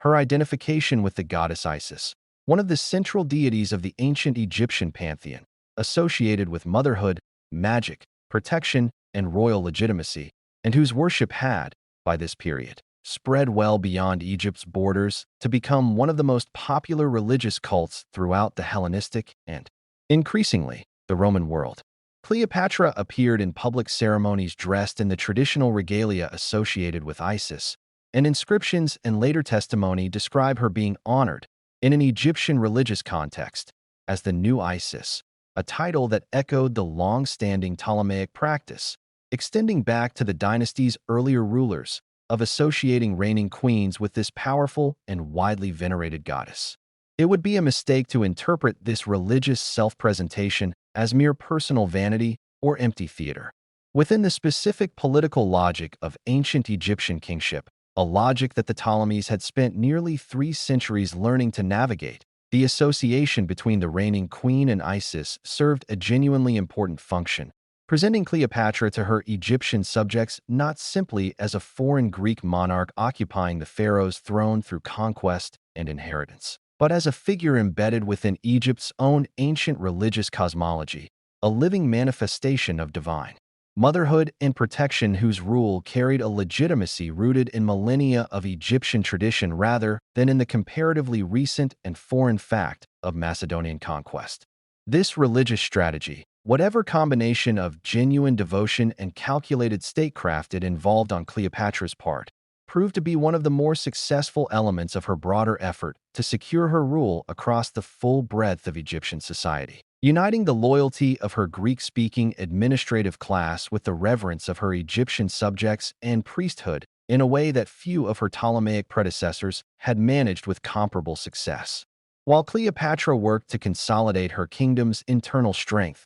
the Roman world beyond Egypt's borders continued its violent convulsions in the aftermath of Caesar's assassination. In the months following the murder, 3 men emerged as the dominant figures contesting control of Caesar's legacy and the future direction of Roman politics. Mark Antony, Caesar's longtime lieutenant and a man of considerable military experience and popular standing among Caesar's veteran soldiers, had positioned himself in the immediate aftermath of the assassination as a leading figure among Caesar's supporters. Octavian, Caesar's young great-nephew and adopted heir, barely 19 years old at the time of Caesar's death, but possessed of a political shrewdness that would prove, over the following years, to be extraordinary, moved quickly to claim his inheritance and to build his own base of support, in part by appealing directly to Caesar's veteran soldiers who recognized in him the designated heir of their beloved former commander. Marcus Aemilius Lepidus, a senior and experienced political and military figure who had served as Caesar's deputy, provided a third pillar of support, particularly valuable for his control of loyal legions in Gaul and Spain. These 3 men, initially wary rivals, recognized that the assassins of Caesar, the self-proclaimed liberators led by Brutus and Cassius, who had fled Rome to gather military forces in the eastern provinces, represented a common threat that none of them could safely confront alone, and in late 43 BC they formalized an alliance, granted legal standing by the Roman Senate under duress, known to history as the Second Triumvirate, a formal 5-year grant of extraordinary joint authority over the Roman state, distinct from the informal and unofficial arrangement that had bound Caesar, Pompey, and Crassus together a decade and a half earlier. The triumvirs moved against Caesar's assassins with grim efficiency, first purging their political opponents within Rome itself through a program of proscriptions, official lists naming enemies of the new regime, who could be killed and their property confiscated without trial, a campaign of terror that claimed, among many others, the life of the great orator and statesman Cicero, whose eloquent denunciations of Antony had marked him for death. Having secured their position within Italy, the triumvirs then turned their combined military strength eastward to confront Brutus and Cassius, whose forces had gathered a substantial army in Macedonia. The two sides met in the autumn of 42 BCE near the town of Philippi, in a battle fought in two separate engagements weeks apart, and the result was a decisive victory for the triumviral forces, with both Brutus and Cassius taking their own lives following their respective defeats rather than face capture, bringing to an end the last significant organized military resistance of those who had struck down Caesar in the name of restoring the Republic. With this victory secured, the triumvirs divided the vast Roman world among themselves according to their respective spheres of influence and military strength, with Octavian assuming primary responsibility for Italy and the western provinces, Lepidus receiving a diminished portion of territory in North Africa that reflected his declining influence relative to his two more powerful colleagues, and Antony taking responsibility for Rome's wealthy and strategically vital eastern provinces, a vast territory encompassing Greece, Asia Minor, Syria, and the complex web of client kingdoms, including Egypt, that bordered Rome's formal eastern possessions. It was this division of responsibility, placing the entire eastern Mediterranean under Antony's authority, that made his eventual contact with Cleopatra, ruler of the region's wealthiest and most strategically significant kingdom, all but inevitable. In 41 BCE, having settled affairs in Greece and Asia Minor following the victory at Philippi, Antony turned his attention to the eastern provinces more broadly, including the task of raising funds and support for the ongoing military campaigns that Rome's continuing wars, including an anticipated conflict with the powerful Parthian Empire to the east, would require. As part of this broader effort to secure the resources and loyalty of Rome's eastern client states, Antony summoned Cleopatra to appear before him at Tarsus, a prominent city in the Roman province of Cilicia, in what was formally an act of a Roman triumvir calling a subordinate client monarch to account, quite possibly to answer accusations, whether genuine or politically convenient, that Egypt had provided insufficient support to the triumvirs during the recent campaign against Brutus and Cassius. Cleopatra's response to this summons has become, in the centuries since, one of the most celebrated episodes in her entire biography, though it is essential to approach the ancient accounts of what followed with careful historical discrimination between what the evidence reasonably supports and what later literary tradition, most famously Plutarch's vivid account written more than a century afterward and subsequently immortalized and further embellished by writers from Shakespeare onward, added to the historical record. What can be said with confidence is that Cleopatra, rather than approaching this summons as a simple matter of diplomatic obligation, treated her appearance before Antony as an opportunity for a carefully orchestrated demonstration of Egypt's wealth, sophistication, and her own personal authority and desirability as an ally, and that she arrived at Tarsus by sailing up the river Cydnus aboard a magnificently appointed royal barge, an arrival that ancient accounts describe in considerable and increasingly elaborate detail, including descriptions of gilded decoration, purple sails, and attendants arranged to evoke mythological and divine imagery associating Cleopatra with the goddess Venus or Aphrodite, deities closely associated in Roman religious tradition with Antony's own claimed ancestry and self-presentation. Whether every specific visual and theatrical detail preserved in Plutarch's celebrated account, drawn as he states from earlier historical sources now lost to us, reflects precise historical reality, or whether some elements represent the kind of vivid elaboration that inevitably accumulates around a genuinely dramatic historical episode, as it is retold across successive generations of writers, each seeking to capture its significance, is a question modern historians approach with appropriate caution. What matters most for understanding Cleopatra as a historical figure, rather than as a literary or theatrical symbol, is recognizing the calculated political intelligence behind this display, whatever its precise physical details. Cleopatra understood that her meeting with Antony was not a private romantic encounter, but a consequential diplomatic negotiation between the ruler of Egypt and the Roman triumvirate who now held authority over the entire eastern Mediterranean. And her elaborate arrival was a deliberate assertion of Egypt's wealth, sophistication, and her own personal stature, designed to ensure that any negotiation between them would proceed from a position of strength and mutual respect rather than simple subordination to Roman authority. Precisely the kind of shrewd theatrical statecraft that a lesser diplomat, lacking her resources or her understanding of Roman psychology and expectations, could never have attempted with comparable success. The meeting between Antony and Cleopatra that followed served the interests of both parties in ways that a purely romantic reading of their subsequent relationship tends to obscure. Antony required, above all, the immense financial and material resources that Egypt alone among the Eastern kingdoms could reliably provide, resources essential to funding his planned campaigns against Parthia and to maintaining the loyalty of his own substantial military forces, whose continued support depended heavily on regular and generous payment. Cleopatra, for her part, sought security for her kingdom and, crucially, formal recognition of her son Caesarion's status and legitimacy, an objective that had eluded her during her years in Rome under Caesar's more cautious and legally constrained protection,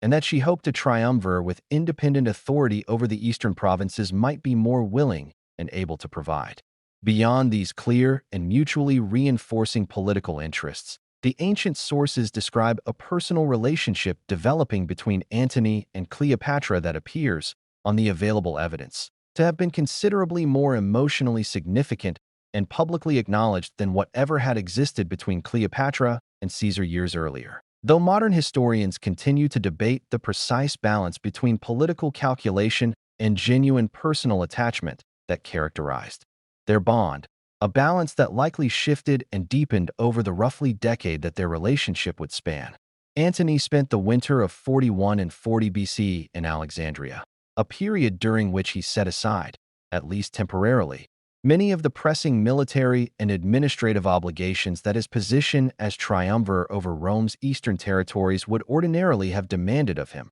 a choice that later Roman critics, and Octavian's propaganda machine, most especially, would seize upon as evidence of a general seduced away from his proper Roman duties by the luxurious indulgences of an Eastern court. Whatever combination of genuine personal contentment and calculated political theater characterized this extended stay, it was during this period that Cleopatra conceived twins by Antony, a son and a daughter who would be born in 40 BCE and given names of striking symbolic ambition: Alexander Helios, meaning Alexander the sun, and Cleopatra Selene, meaning Cleopatra the moon, names that deliberately evoked both the celestial imagery associated with divine and cosmic kingship in Hellenistic royal tradition, and the memory of Alexander the Great himself, whose vast conquered empire in the east, Cleopatra and Antony's naming choices seemed to suggest, might yet find some new form of restoration through their own children. A third child,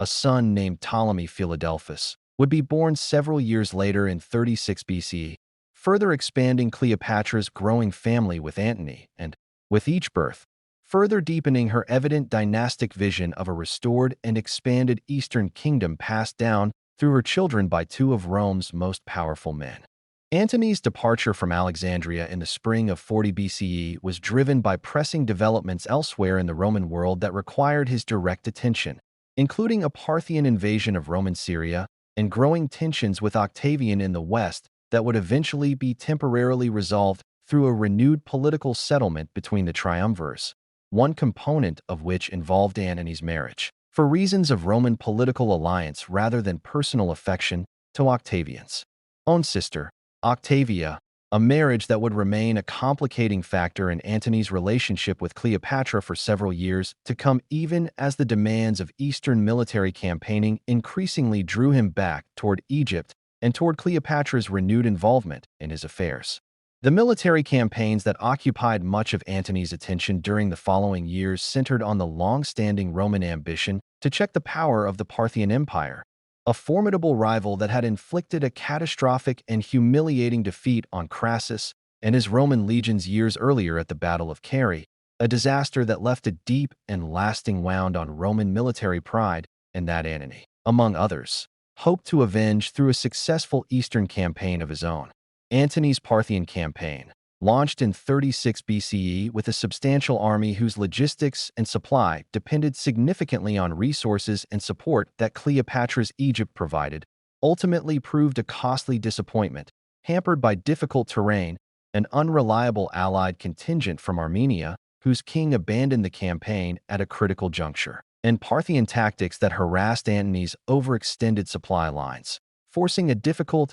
and costly retreat that, while not the total catastrophe of Crassus's earlier defeat, nonetheless fell well short of the decisive victory Antony had sought and needed to bolster his political standing back in Rome. Antony's subsequent campaign against Armenia in 34 BCE proved more successful in narrow military terms, resulting in the capture of the Armenian king and considerable plunder and prestige, but the political uses to which Antony put this victory would prove, in the context of his deteriorating relationship with Octavian, to be considerably more consequential and controversial than the campaign's modest military achievements alone might have warranted. It was in the immediate aftermath of the Armenian campaign, in a lavish public ceremony held in Alexandria in 34 BCE, that Antony staged what has become known to history as the Donations of Alexandria, an event whose political symbolism and consequences would prove instrumental in the final rupture between Antony and Octavian and in Octavian's subsequent framing of the conflict that followed. In this ceremony, conducted with considerable pageantry before the assembled population of Alexandria, Antony, seated on a golden throne beside Cleopatra, formally declared and distributed a series of eastern territories and royal titles among Cleopatra and her children. Caesarion was proclaimed King of Kings and formally recognized, in this Alexandrian ceremony at least, as the legitimate son of Julius Caesar, an assertion that directly and pointedly challenged Octavian's own carefully cultivated status as Caesar's sole legitimate heir through adoption. Cleopatra herself was proclaimed Queen of Kings, and her children by Antony received grants of substantial eastern territories, with Alexander Helios granted authority, at least nominally, over Armenia, Media, and the Parthian territories that Rome had not yet conquered but perhaps hoped to. Cleopatra Selene granted authority over Cyrenaica, and the young Ptolemy Philadelphus granted authority over Syria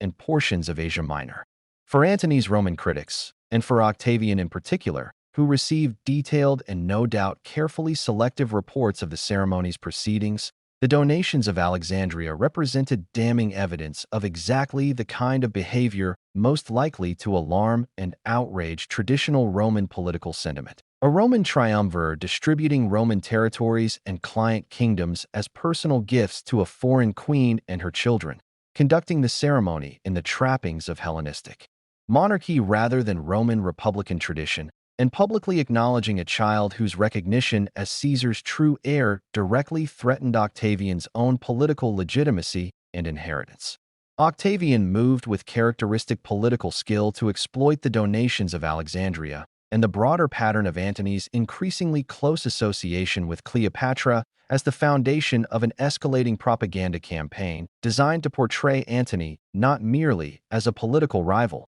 but as a Roman general who had fundamentally betrayed his own Roman identity and values, seduced and corrupted by an Eastern queen whose ambitions, in Octavian's carefully constructed narrative, extended toward nothing less than the eventual domination of Rome itself. Octavian's propaganda drew on deep and long-standing Roman anxieties about Eastern luxury, female political power, and the specific historical memory of monarchy that Rome's republican traditions had defined themselves against, portraying Cleopatra as a dangerously seductive and manipulative foreign sovereign who had bewitched a once great Roman general into abandoning his duty, his Roman wife, and his own people's interests. This propaganda campaign intensified dramatically when Octavian, in a move whose legality and propriety were themselves controversial even by Roman standards, obtained and publicly read before the Senate what he claimed was Antony's will, a document said to reveal that Antony intended to be buried in Alexandria alongside Cleopatra rather than in Rome, and that confirmed his recognition of Caesarion's legitimacy and his intentions regarding the territorial grants made to Cleopatra's children.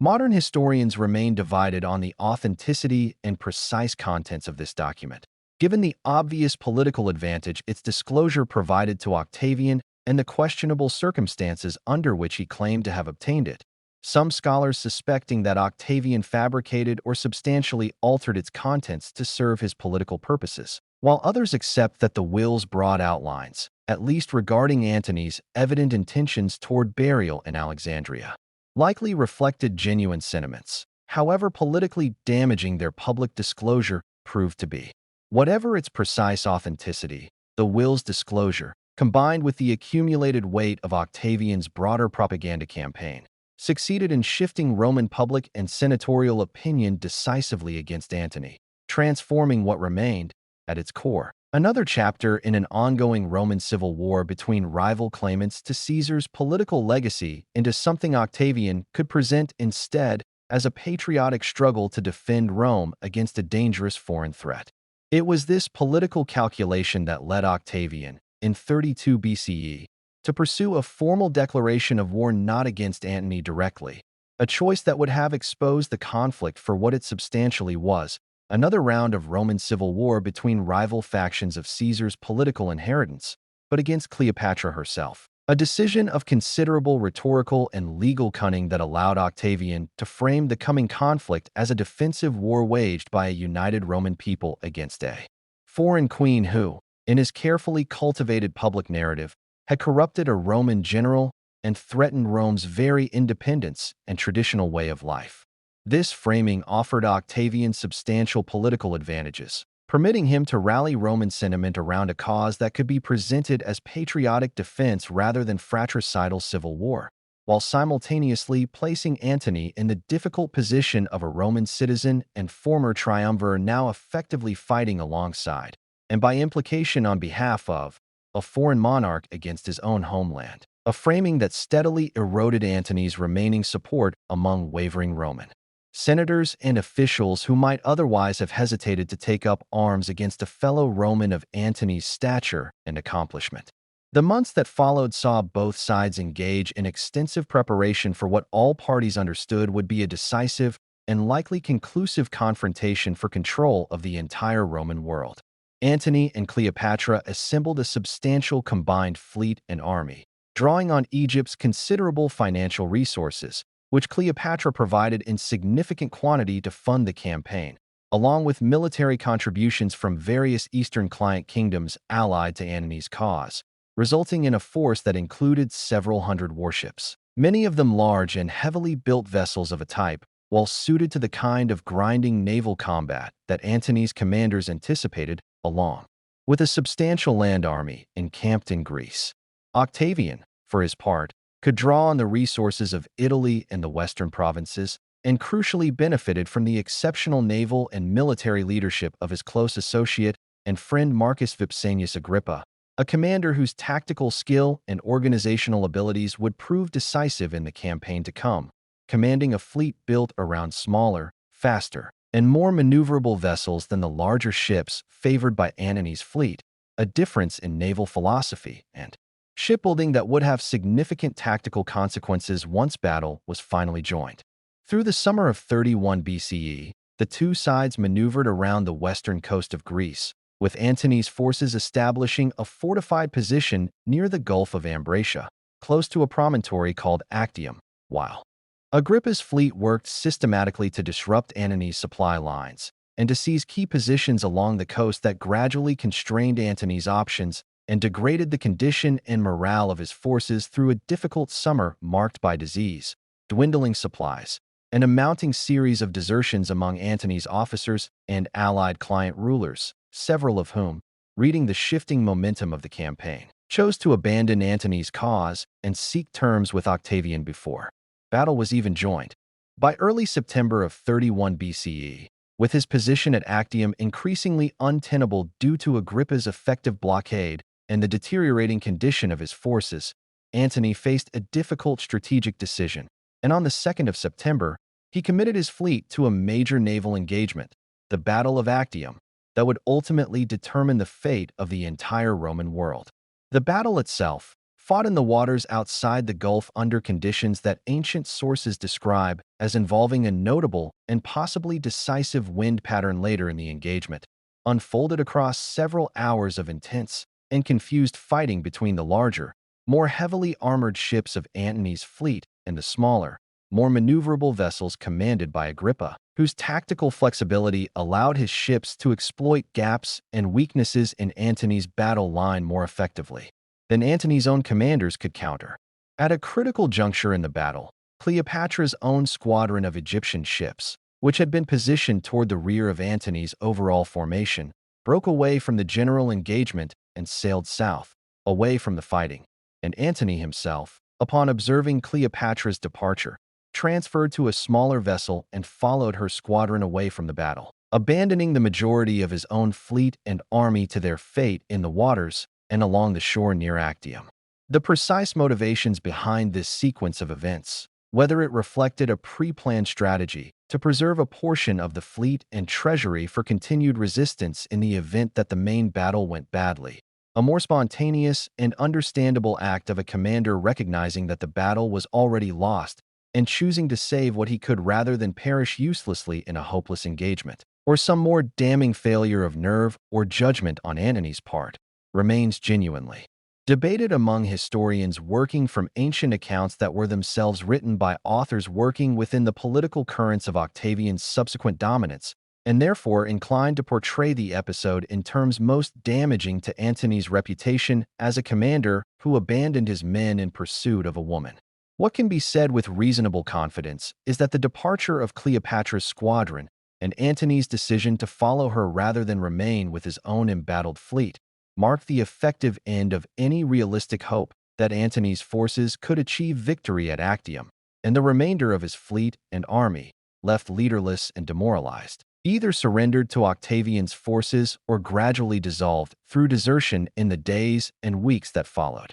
The retreat to Egypt that followed Actium was marked by a rapid and increasingly evident collapse of Antony and Cleopatra's broader political position throughout the eastern Mediterranean. Client kings and allied rulers who had supported Antony's cause during the build-up to the campaign now moved swiftly to make their peace with the clearly ascendant Octavian, recognizing that continued loyalty to a defeated Antony offered no realistic prospect of protecting their own thrones or territories. Antony's remaining land forces in Greece, left without effective leadership or clear strategic purpose following his departure from the main theater of conflict, largely capitulated to Octavian's forces without further significant resistance. Financial resources, always Cleopatra's most significant contribution to the joint war effort, grew increasingly strained as the scope of the defeat became clear and as Octavian's forces methodically consolidated control over territories and revenue sources that Antony and Cleopatra had previously commanded.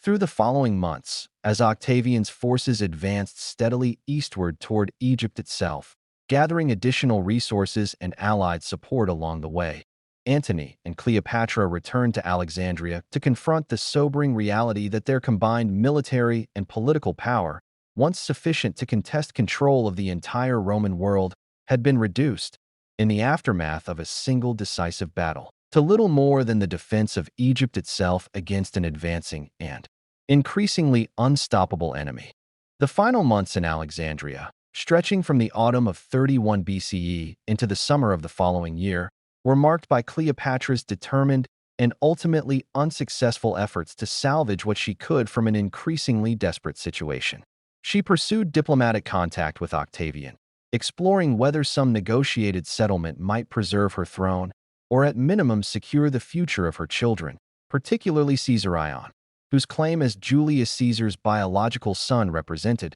in Cleopatra's evident calculations, a potential source of leverage or legitimacy that might yet persuade Octavian to permit some continued Ptolemaic rule in Egypt, even if her own personal position and that of Antony had become untenable. These negotiations, conducted through intermediaries and correspondence over the following months, yielded no firm commitments from Octavian, whose own calculations, as subsequent events would demonstrate, almost certainly included the full annexation of Egypt as a Roman possession and the complete elimination of any rival claimant, particularly a claimant whose descent from Julius Caesar might one day be used to challenge Octavian's own carefully constructed political legitimacy as Caesar's sole legal heir. During this same period, Cleopatra oversaw the construction, or the completion, of a substantial mausoleum within the palace complex in Alexandria, a structure intended to serve, according to the ancient sources,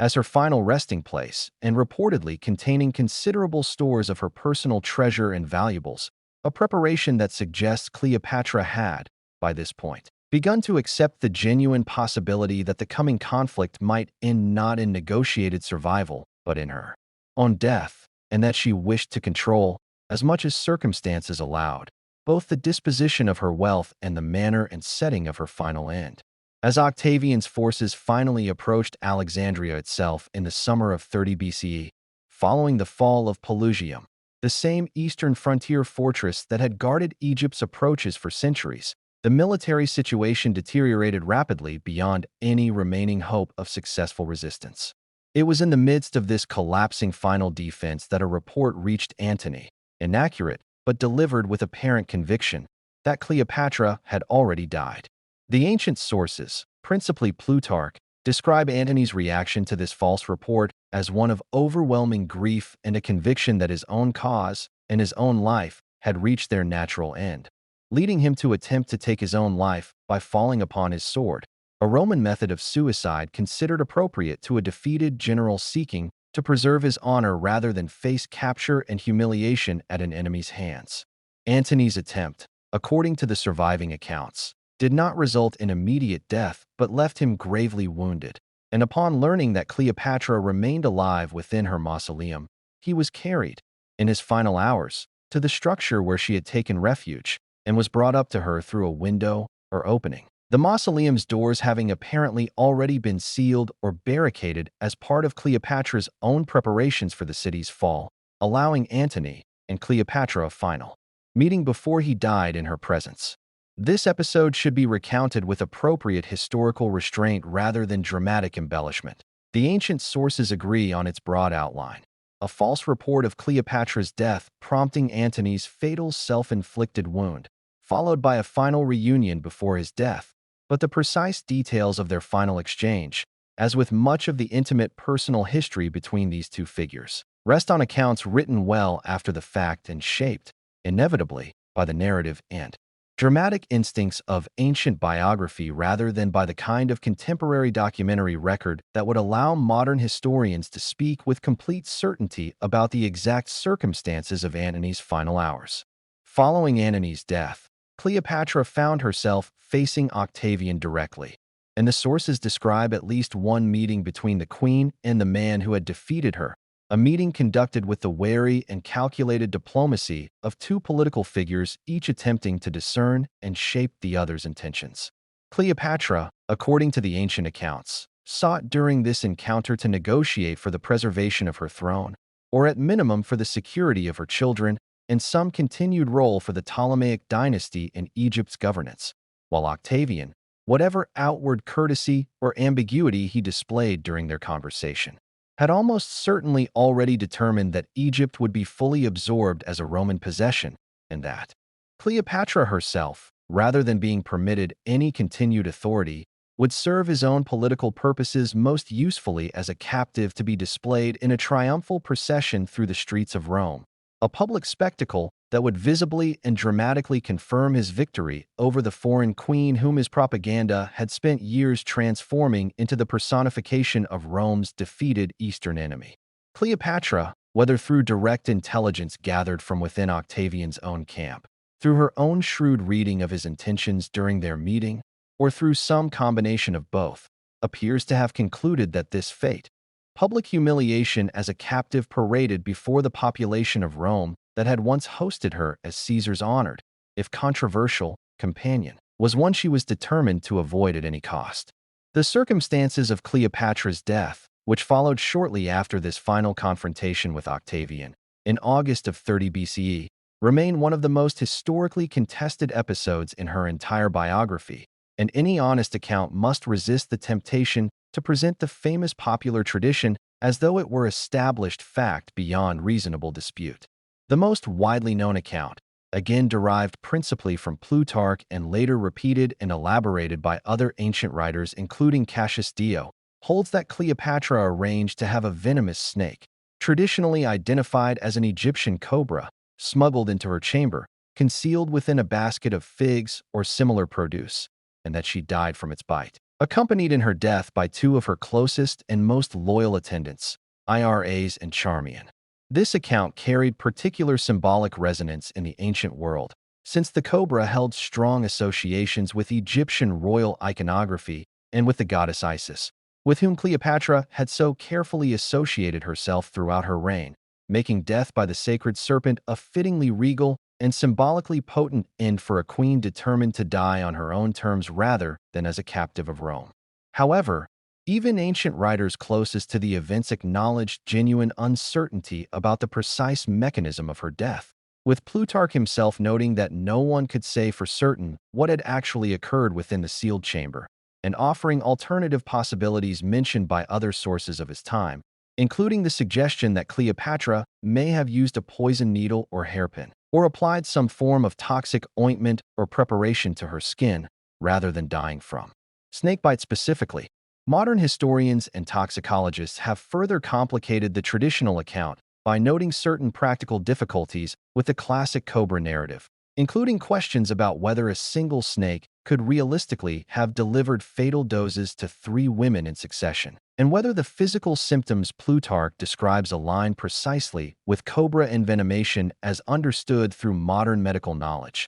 leading some scholars to favor alternative explanations involving prepared poisons or toxic compounds rather than snakebite, while others maintain that the ancient tradition, whatever its precise mechanical accuracy, likely does preserve a genuine core memory that Cleopatra's death was self-administered and involved some form of poison, consistent with her evident determination and careful preparation, including the reported presence of poisons she had reportedly experimented with and studied in the years before her death, precisely in anticipation of circumstances such as these. What can be stated with confidence, distinguishing firmly between established fact and enduring legend, is that Cleopatra died by her own choice rather than at Octavian's hand, that she died in the company of her loyal attendants who chose to die alongside her rather than survive her, and that the precise physical means of her death, whether serpent, needle, or draft, cannot be established with certainty from the surviving evidence,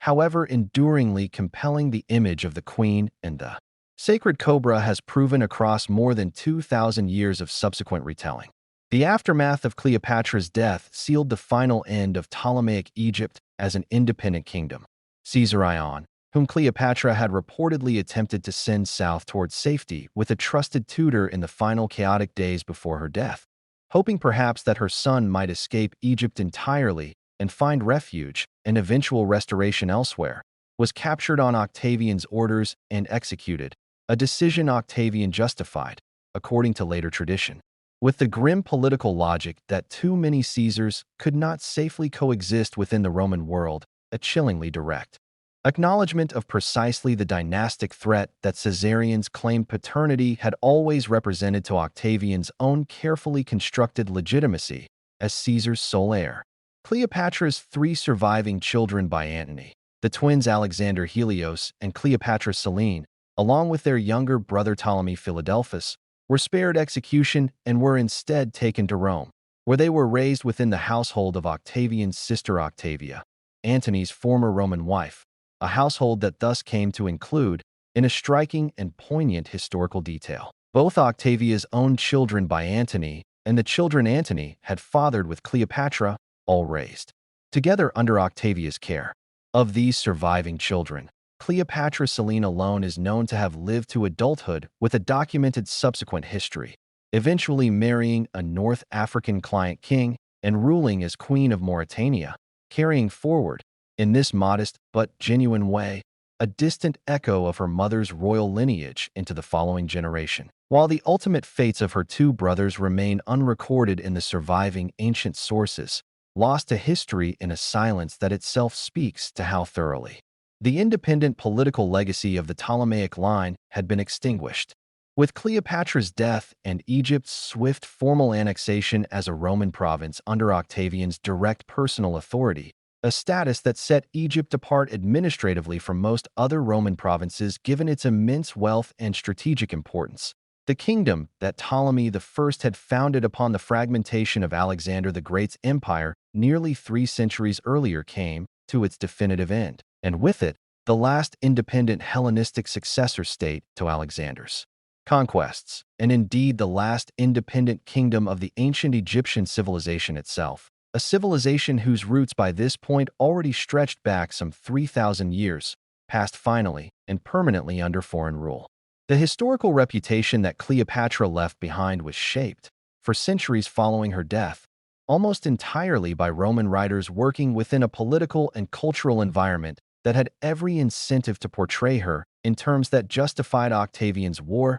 and celebrated his victory. Writers such as Plutarch, working generations after her death but drawing on earlier sources including some hostile eyewitness or near-contemporary accounts, and Cassius Dio, writing still later within the framework of imperial Roman historiography, preserved much of the essential factual record of her life that survives today. But they did so while filtering her actions and character through a lens substantially shaped by Augustan-era propaganda. The same propaganda campaign that Octavian, who would rule for decades afterward as Rome's first emperor under the name Augustus, had originally deployed to justify his war against her as a defense of Roman values against a foreign and seductive threat. This inherited framing, emphasizing Cleopatra's sensuality, her supposed manipulation of powerful Roman men, and her exotic foreignness, proved remarkably durable across the centuries that followed, shaping medieval and Renaissance literary treatments of her story,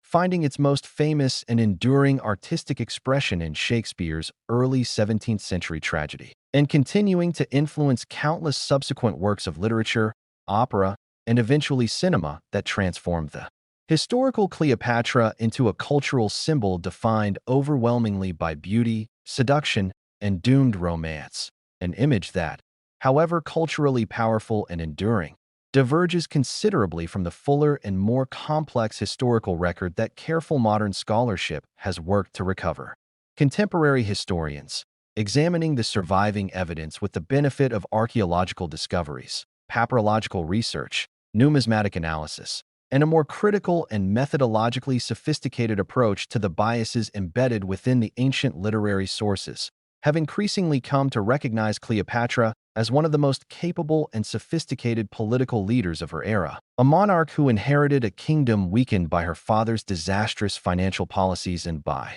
generations of dynastic instability, who was driven from her own throne as a young woman by a palace faction determined to eliminate her, who rebuilt her position through patient political calculation and genuine personal courage, who governed Egypt with considerable administrative skill through years of internal and external crisis, who mastered languages and diplomatic relationships across an extraordinarily broad cultural range, and who, for the better part of 2 decades, successfully preserved her kingdom's independence against the overwhelming and ultimately irresistible gravitational pull of an expanding Roman power that had already absorbed nearly every other independent kingdom in the Mediterranean world. Her alliances with Caesar and later with Antony, understood within this fuller historical context, appear less as the romantic infatuations of popular legend and considerably more as the calculated diplomatic strategies of a ruler who recognized,